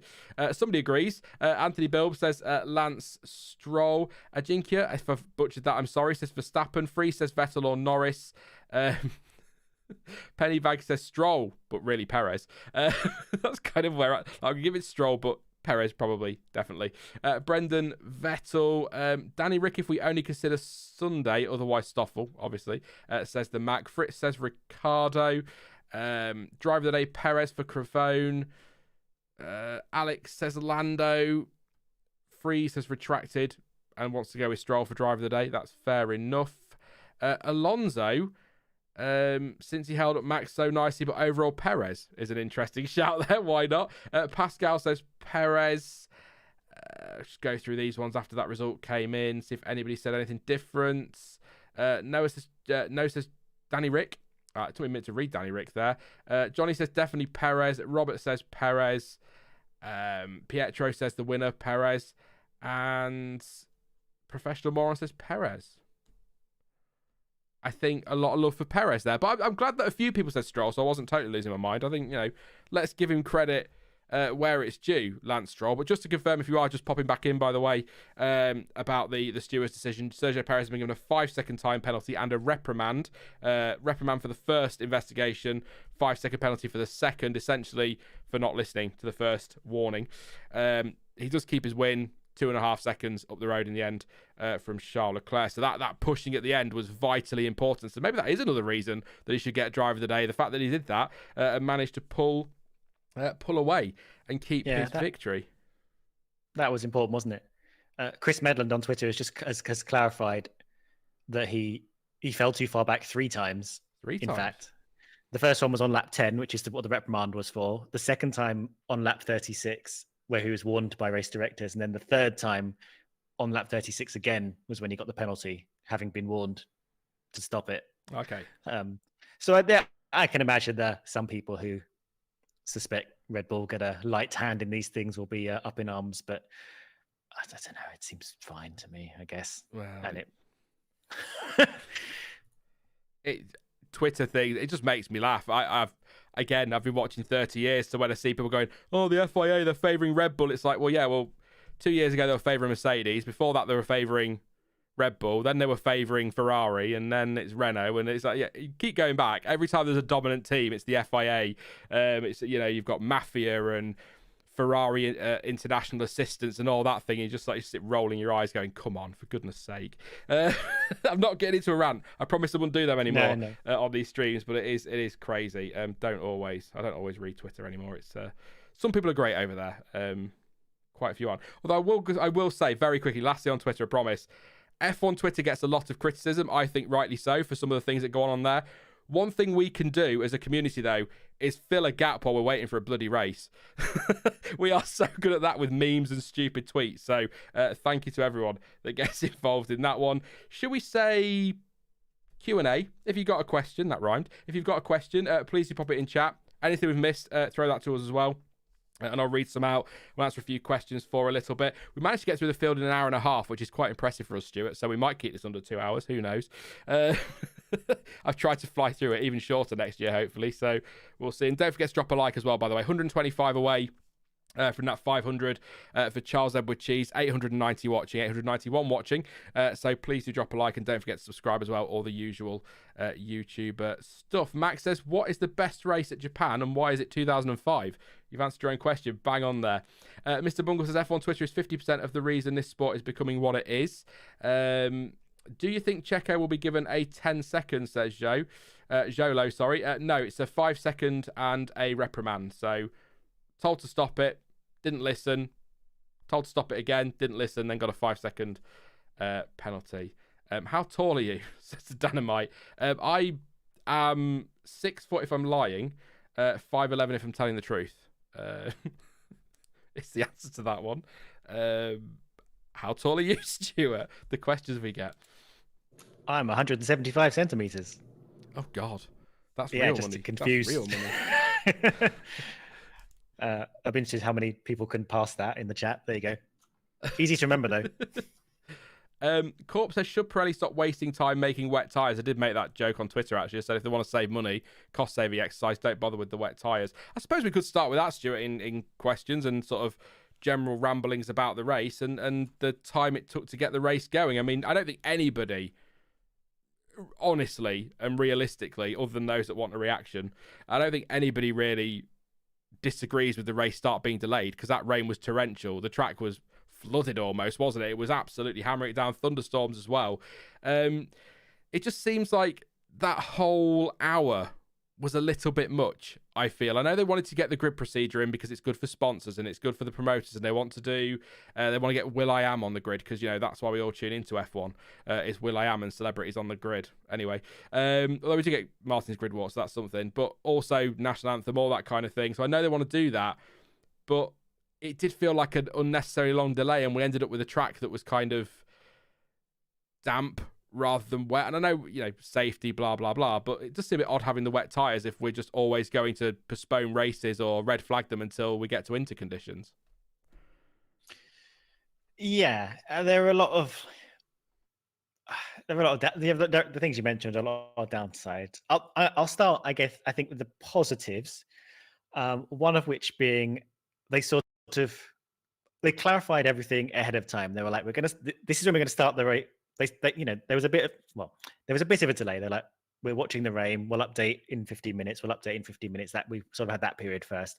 But then they sort of clarified, this is when the sort of grid procedure is going to begin. This is when the pit lane is going to open, and this is when we're going to start the race. And we had it was a long lead in. It was an hour of like period of that whole process taking place up to the race start, but we kind of knew what was happening. And because of that, the actual race start time, when the 3 hour clock begins, actually started at the when the race got going, as opposed to at the sort of scheduled time. There was a bit of confusion about that, but actually I think I prefer this, which means we didn't have to actually chop the race down because we had a clock running with nothing on track. So that was a good thing when we all kind of knew what was going on. But I think we need to have something in place where we can speed things up if we need to be a bit more reactive and get things going. And actually, I was sitting there finding myself agreeing vehemently with Paul di Resta.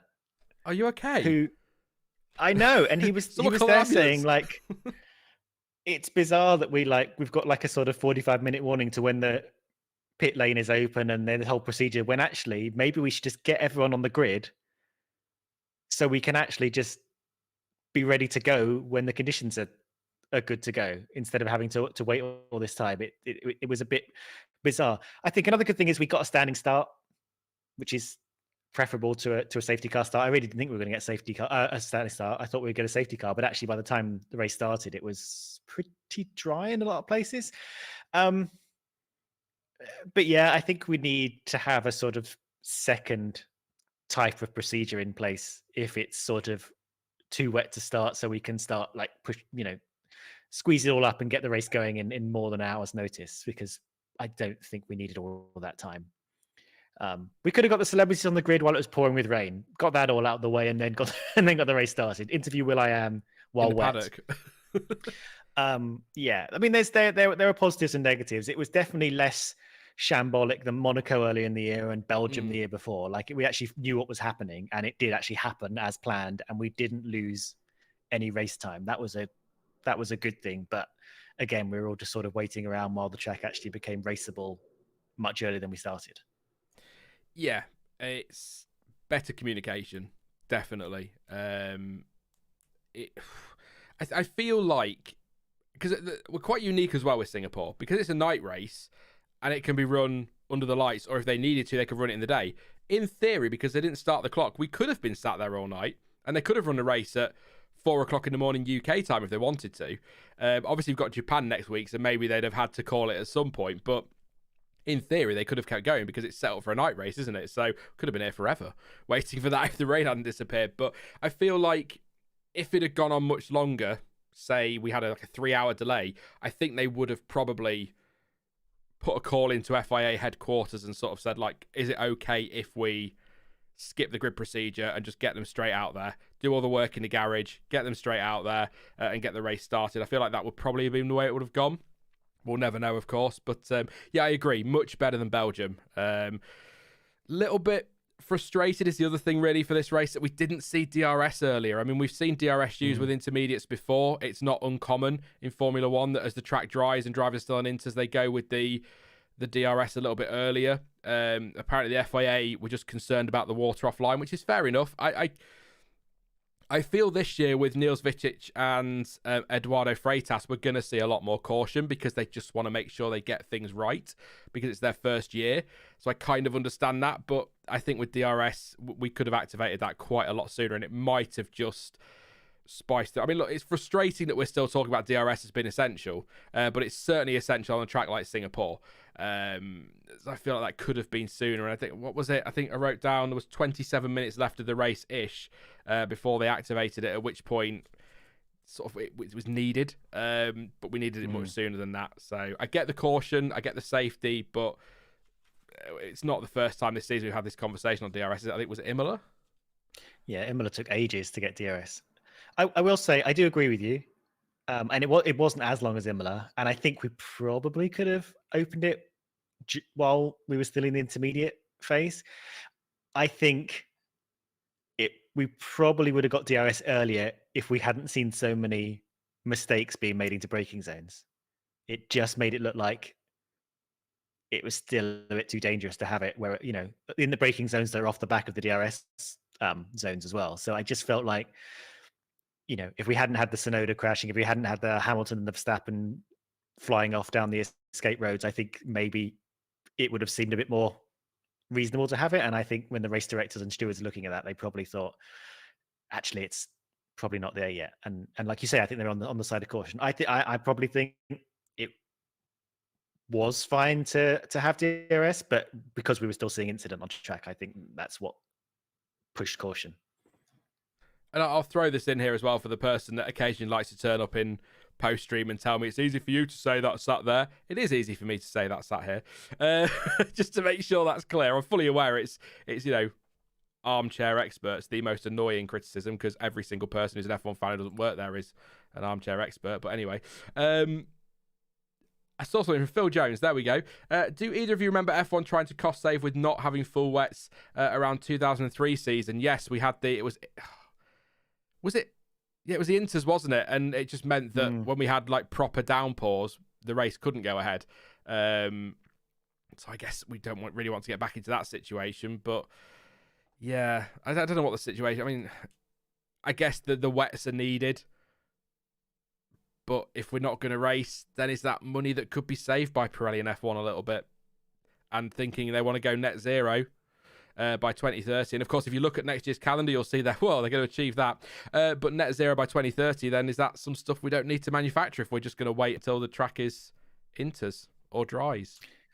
It's funny, isn't it? Because the intermediates have such a wide range. They can almost be run on dry tracks, pretty much, like from damp to fairly wet. And then the wets seem to be the range between it being wet enough for a wet tire, but then too wet for the race to keep running is very narrow.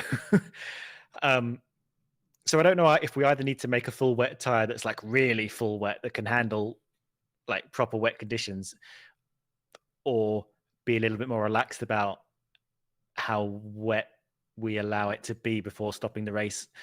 But it's not wrong to think we hardly use the wet tires. What is the point of them? But they were used in quali and they were used a bit in practice and stuff. But it was, you're right. It seems like there's a very small window of opportunity for the wet tires, and we're transporting them around from race to race and not using them. There's questions, yeah. Yeah, Guarding the Blind in chat kind of echoing that, says I think they need to improve the wets. Their working window is too small. It's either red flag or inters. Yeah, I mean, maybe I'm being roasted to spectacles about it. I don't know, but I feel like we used to race in worse. But these cars as well, the 2022 cars, ground effects, I don't know. I a bit like I get Martin Brundle vibes sometimes coming from me when I'm sort of sat here going, I think we could go racing. But again, that's easy for us to say, isn't it? We don't know. The FI have got to make that decision. So, yeah. See what you guys saying in chat. I'm just going to move on because I'll keep rambling about that one. What's your favourite font? Says Aaron. Comic Sans. There you go. Weird questions sometimes. The lessons we've learned is someone in F1 has to be overcautious. So I was kind of about to make that point when I said that we used to race in worse conditions, but we also used to have drivers injured a lot more frequently, not necessarily in the rain, but in F1. And if we start going back to, well, we used to do this and we used to do that, then, a lot of question marks. Have we discussed the Perez penalty yet? Yes, we have. Kyber, if you've not seen it, essentially it's a reprimand and then a penalty for not adhering to his warning, which is what he got the reprimand for. So 5-second penalty. Sergio Perez does keep the win. 2.595 clear. I don't want to talk about Man United, Johnny. It's depressing. It's so depressing. All I'm going to say is I'll be on FIFA tomorrow or something. I'll be like, right, you're all getting sold. I hate the lot of you. Do you agree that this is a very big learning year for Leclerc and Ferrari, as this is Leclerc's first championship fight and Ferrari's first in 4 years? Adding to this, Max has 3 more years on Leclerc, says Livo. I was going to title my end of year video on Ferrari, the one that got away. But I'm quite reluctant to call it a championship fight now, if I'm honest, Livo, because when was it last a championship fight? There was that moment, wasn't there? I mean, look at the results now. Canada, off the back of 6 straight Red Bull wins, Sainz won at Silverstone and Leclerc won in Austria, and we thought, oh, maybe we're going to get something here, and then it just never really came to anything. So what felt like was going to be an epic championship fight at the start of the season, Stuart, particularly that battling in Bahrain and Saudi Arabia, is just absolute Red Bull domination. Ferrari have won 4 races. Red Bull have won the rest. But meanwhile, Charles Leclerc's got 9 pole positions. Yeah. Carlos Sainz got 2. Like Ferrari are dominating in qualifying and not converting for one reason or another. I know a lot of that is, Red Bull are fast and Max Verstappen is very fast in the race. But we are a long, long way from those first, 4 or 5 races when it really seemed like there was an actual fight between them. Ferrari just haven't been able to bring it, or have been unreliable, or have made errors. So yeah, in reality, I mean, the one that got away, or the ball that they dropped, to be honest, because I think in terms of the car they have and the opportunity they had, they could have made this a title fight, but didn't. In the same sentence, in the same breath, I think I would say that Max Verstappen is operating at the peak of his ability right now, and it's like a tour de force and very hard to beat. So you can't put too much shade on sort of Leclerc and Ferrari in that beat. But yeah, they're going to need to absolutely step up their game next year if they're going to have another crack at this.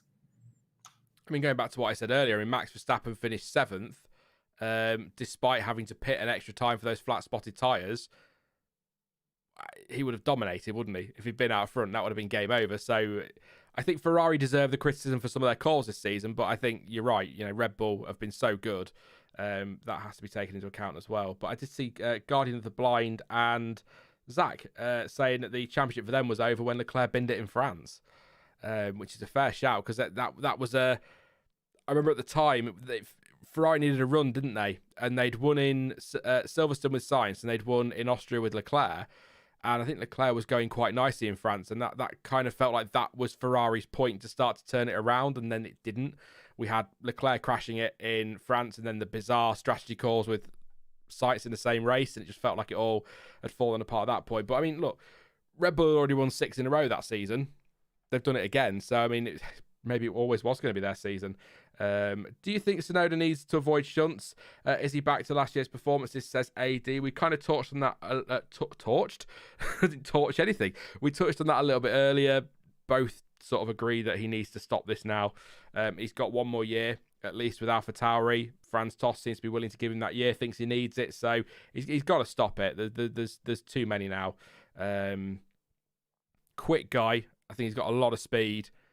Just needs to calm down, I guess, Stuart, in the most patronising way I possibly can, as I sit here in my office at home, and he's just done a Formula One race, or part of a Formula One race, and I'm sat here telling him to calm down.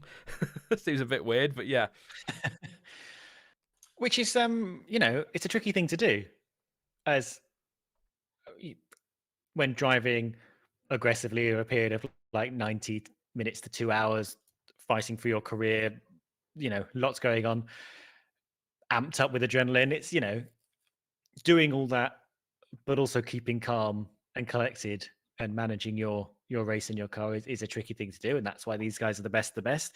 But he needs to find that place in himself, I think. It's making him erratic. And I think you can, to some extent, recognize his uncalmness in the way that he talks on the radio sometimes, which continues to be very aggressive, shall we say, even a year and a half into his, nearly 2 years into his career in Formula One. Yeah, I mean, I guess good job he's got the extension. Just it's weird as well. It's driver error again today, and he's admitted that, hasn't he? So, yeah, like I say, it's easy for us to sit here saying that, but I think he just needs to chill a bit. He's quite hot-headed over the radio, which some people like, some people don't. I don't mind. It's a bit of passion, but sometimes it goes a bit far, maybe. I don't know. Yeah, I'm just trying to think of the driver market now. We always like to have a couple of minutes on this, but I think we're getting there now. Tsunoda's staying, we know that. I think Gasly's going to Alpine now. That sounds like it's done. Could be announced in the next few days. I think, was it Canal Plus or Plus? Were pretty much confirming that. So Gasly to Alpine and De Vries to AlphaTauri, which I would never put any money on at the start of the season, but that's the way F1 is sometimes. So that sounds like that's pretty much a done deal. Crofty saying today that his understanding is that it's between Nico Hülkenberg and Mick Schumacher for the second seat at Haas, because Hülkenberg deserves a chance, doesn't he? He's not had any before.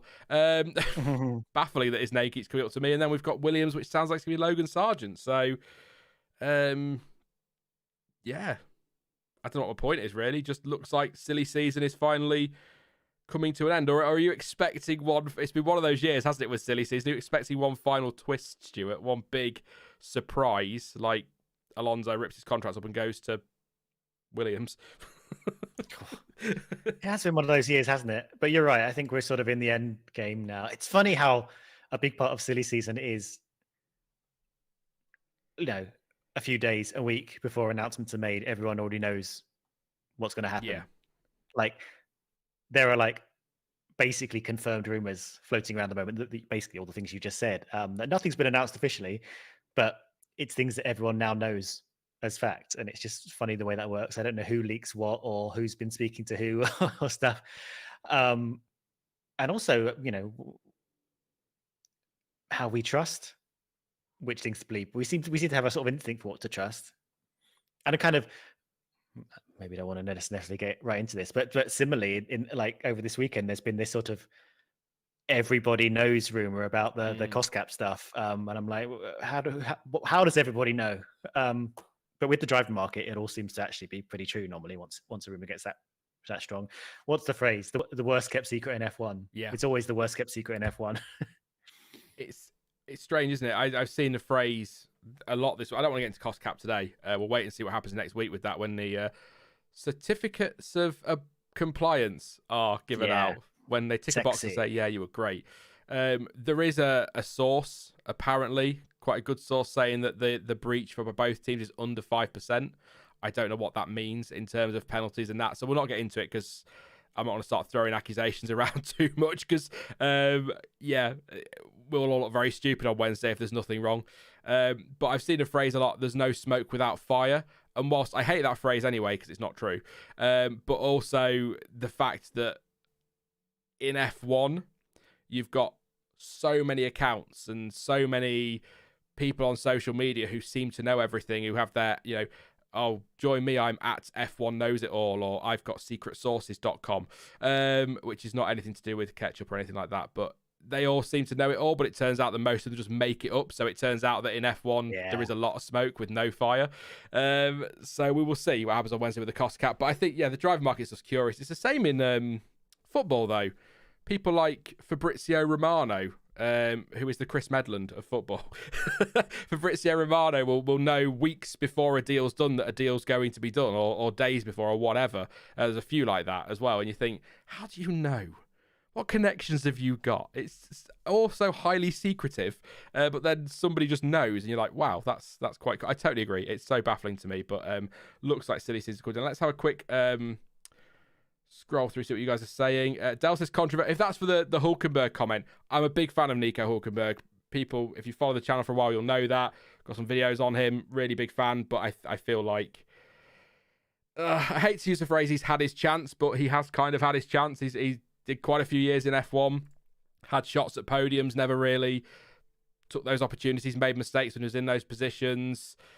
I feel like it's the same with Giovinazzi. If I'm Gunther Steiner, I think I said this a couple of weeks ago, if I'm Gunther Steiner and my options are keeping Mick Schumacher or signing Hulkenberg or Giovinazzi, I'm taking Mick Schumacher for another year, because I think Giovinazzi's a good driver, but he doesn't blow me away. And I think Hulkenberg, is he the answer to Haas's problems? Certainly not short term. Would it be better to give Mick that third year and just see how he progresses as a driver? And then if that doesn't work out, maybe go back in for Danny Rick if he becomes available for 2024 or something like that. Because I think Danny Rick's done now, isn't he, for a year? It sounds like he's accepted. Probably going to be a sabbatical for Danny Rick. Which is sad, I think. But, well, them's the breaks, as some people say. It's a harsh business. But I agree with you about Hulkenberg, and I think particularly when there's so many people who probably do deserve a chance, either breaking into the sport or having another crack at it, I think Hulkenberg has had plenty. And while he's a good driver, I mean, in terms of what Haas are kind of looking for, I think they've had their fingers a little bit burnt by rookies. And I think in terms of their growth period, they realize they do better with people who have experience and can develop the car and can move the team forward, as they sort of, had success with the old Magnussen-Grosjean pairing. And I know that's a little bit masked by them kind of dumping 2 seasons in the bin to work on this season, but it did kind of work for them. And I think bringing on 2 rookies last year and still having none of them this year, I think it's causing them more headaches than they maybe want to deal with right now. So they might turn to someone like Hulkenberg, like Giovinazzi, to keep things simple and have confidence in the feedback and the drivers that they're using, rather than having to coach someone at the same time.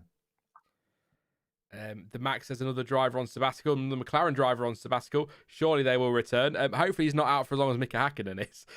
Still waiting for that comeback for Mika. Danny Rick must find a seat for next year, says Andre. See, that's my concern for Ricciardo. Is it's not.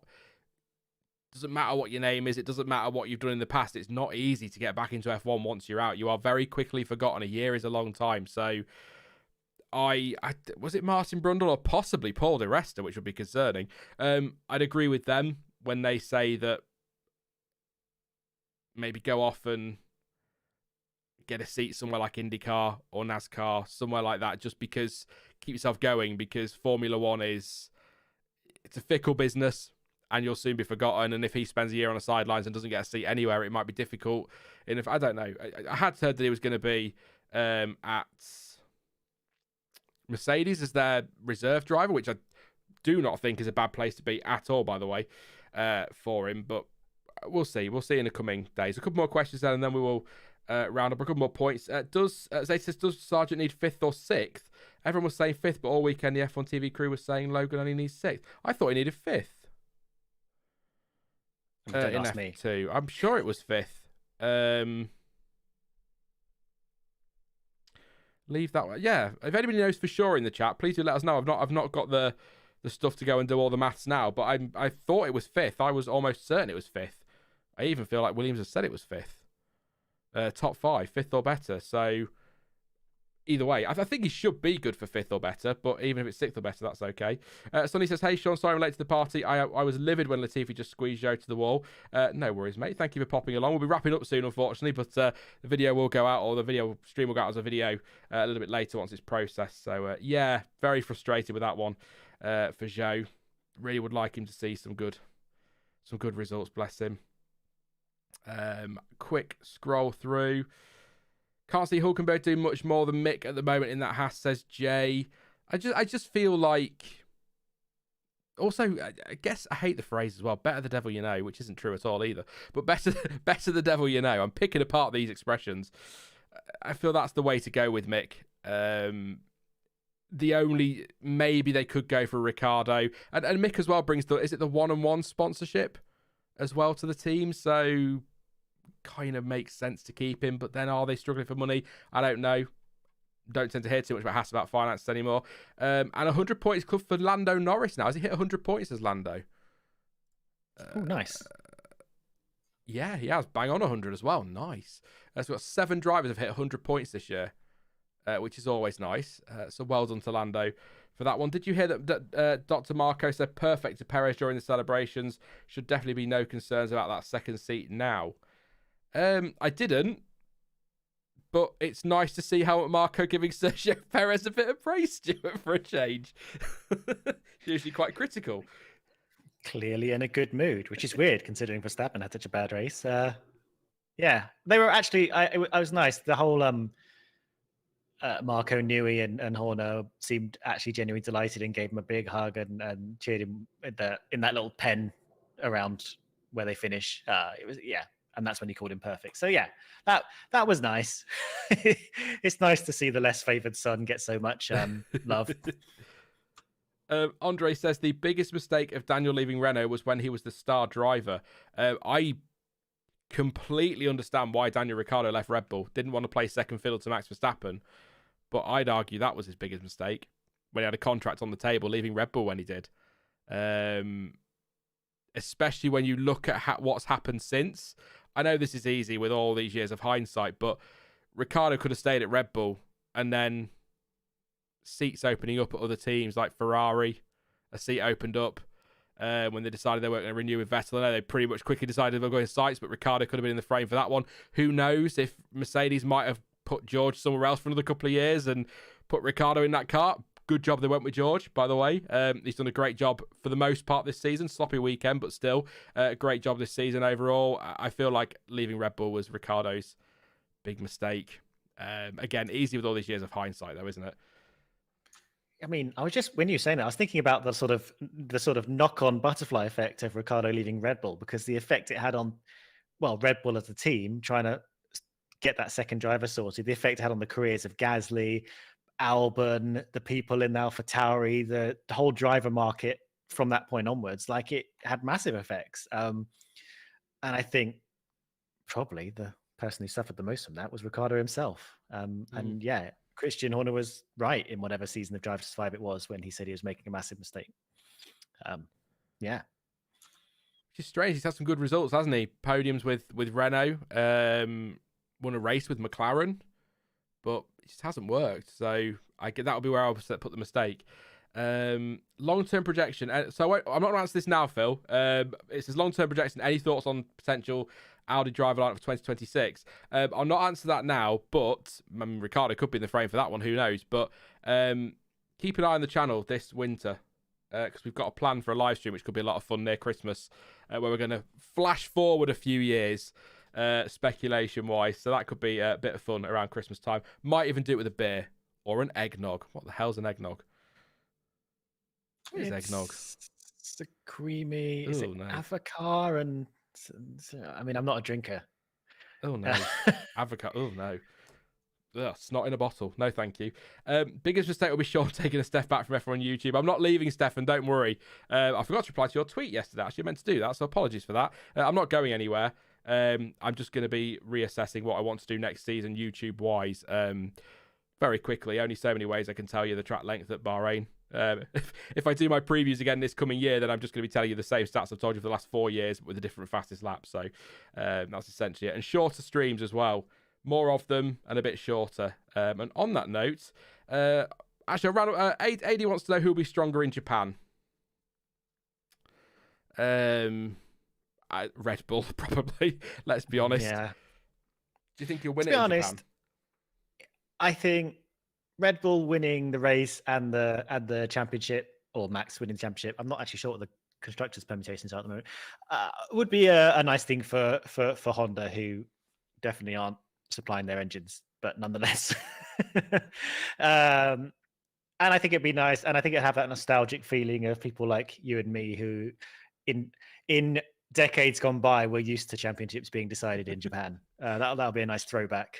And then we just have a sort of nice, sort of carefree, chaotic last 4 races after that. I will say, I can't believe we're at this point of the season already, though. Absolutely, yeah, I don't know how that happened. Hasn't it? It's October. I know. I'm so happy. I love my favourite seasons. Not that anybody cares, but I'm going to tell you anyway. In order are autumn, winter, spring, and summer. So we are into my favourite part now of the year and into the winter. I'm miserable. I like the autumn. I like dark nights. I like it cold at night so I can get snuggled into bed properly so I'm not sweating my backside off. Lovely image to round the stream off with. And I will ask this last question. I'm going to throw it to chat as well. And you can give me a super quick answer as well if you want to do it. And then we are going to finish. Steve wants to know, if we had a time machine, which Formula One race would we love to go and see in person? So in history, in the past, I would pick Japan.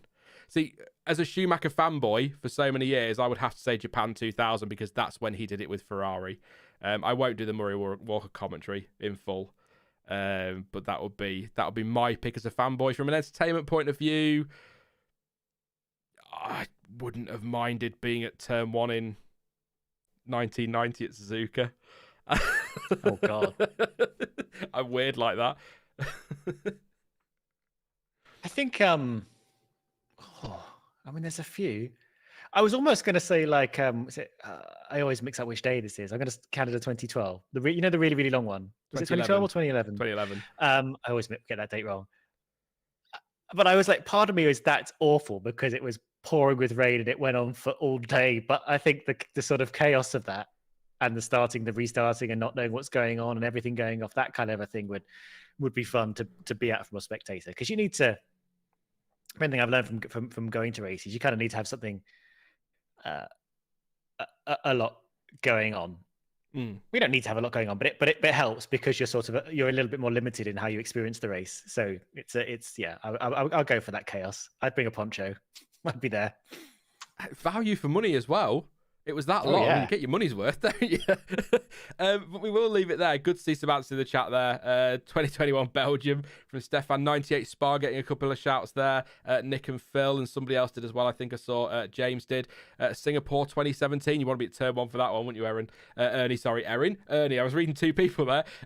Monaco 96 was crazy. Brazil 16 says Lee. Yeah, Abu Dhabi 21, says Johnny. Nürburgring 99 is a good shout. Johnny Herbert's win. That's a good one. So, yeah, so some good picks there. But we'll leave it there, Stuart. We did just about do 2 hours with the countdown, so that's not bad. Yeah, Japan next week. I know you're not back until the USA post-race stream, and I think Mexico as well, the late night ones when we might be a little bit delirious. But, yeah, it's all coming to an end, and possibly, more than likely, crowning a world champion next week in Japan. So I'm like you. I'm looking forward to the carefree Final Four races. Yeah, I think there's some good tracks at the end there. I think it's gonna be good fun. Although the worst thing that could possibly happen if we're going to be staying up all night doing a post-race stream in the sort of American continent is some nonsense like this where we're waiting for a result to be confirmed 3 hours later. Or I mean, I can't imagine we're going to have a monsoon-like washout. But yeah, maybe Brazil. Nonetheless, I'm hoping, we get a good tight race with a winner confirmed at the end of it. Coffee on standby. Definitely. Yes, we'll leave it there this year. Thank you so much for popping on. Great to talk to you, as always, post-race. And I will speak to you again soon, I'm sure. Good to be here again. Night. Thank you to Stuart. Thank you as well to all of you guys for tuning in. Now I've got to find the right screen now, so I'm going to press the wrong button. There we go. You nearly took you to the breaking news stream. There is no breaking news. Yes, thank you so much for tuning in. I will be back on Thursday, unless something massive happens. I doubt it will, but you never know. With the preview for the Japanese Grand Prix, really looking forward to seeing Suzuka once again. It feels like forever. It's only been 3 years, but it feels like so long. Absolutely love that track. So much history. Some great memories and some miserable ones, as you'll find out in my flashback on Thursday. Have to flash back to that race and the heartbreak as a whatever I was, 12-year-old or whatever it was. Yes, we'll do that one. Don't forget to subscribe as well if you are new to the channel. Great to see you. Thank you for joining us. And we are about 64 away from 500 likes, so 642 of you here. If some of you could please drop a like for Charles Edward Cheese, who's just popped in chat, says my favourite host today. Race was wild, truly one of attrition. Also, my man Hammy is killing me this year. Yeah, for F's sake, I could completely understand. So please do drop a like for Charles Edward Cheese as well. And I will see you on Thursday. But as ever, thank you for watching. I've been Sean. This has been the F1 Word. And until next time, goodbye.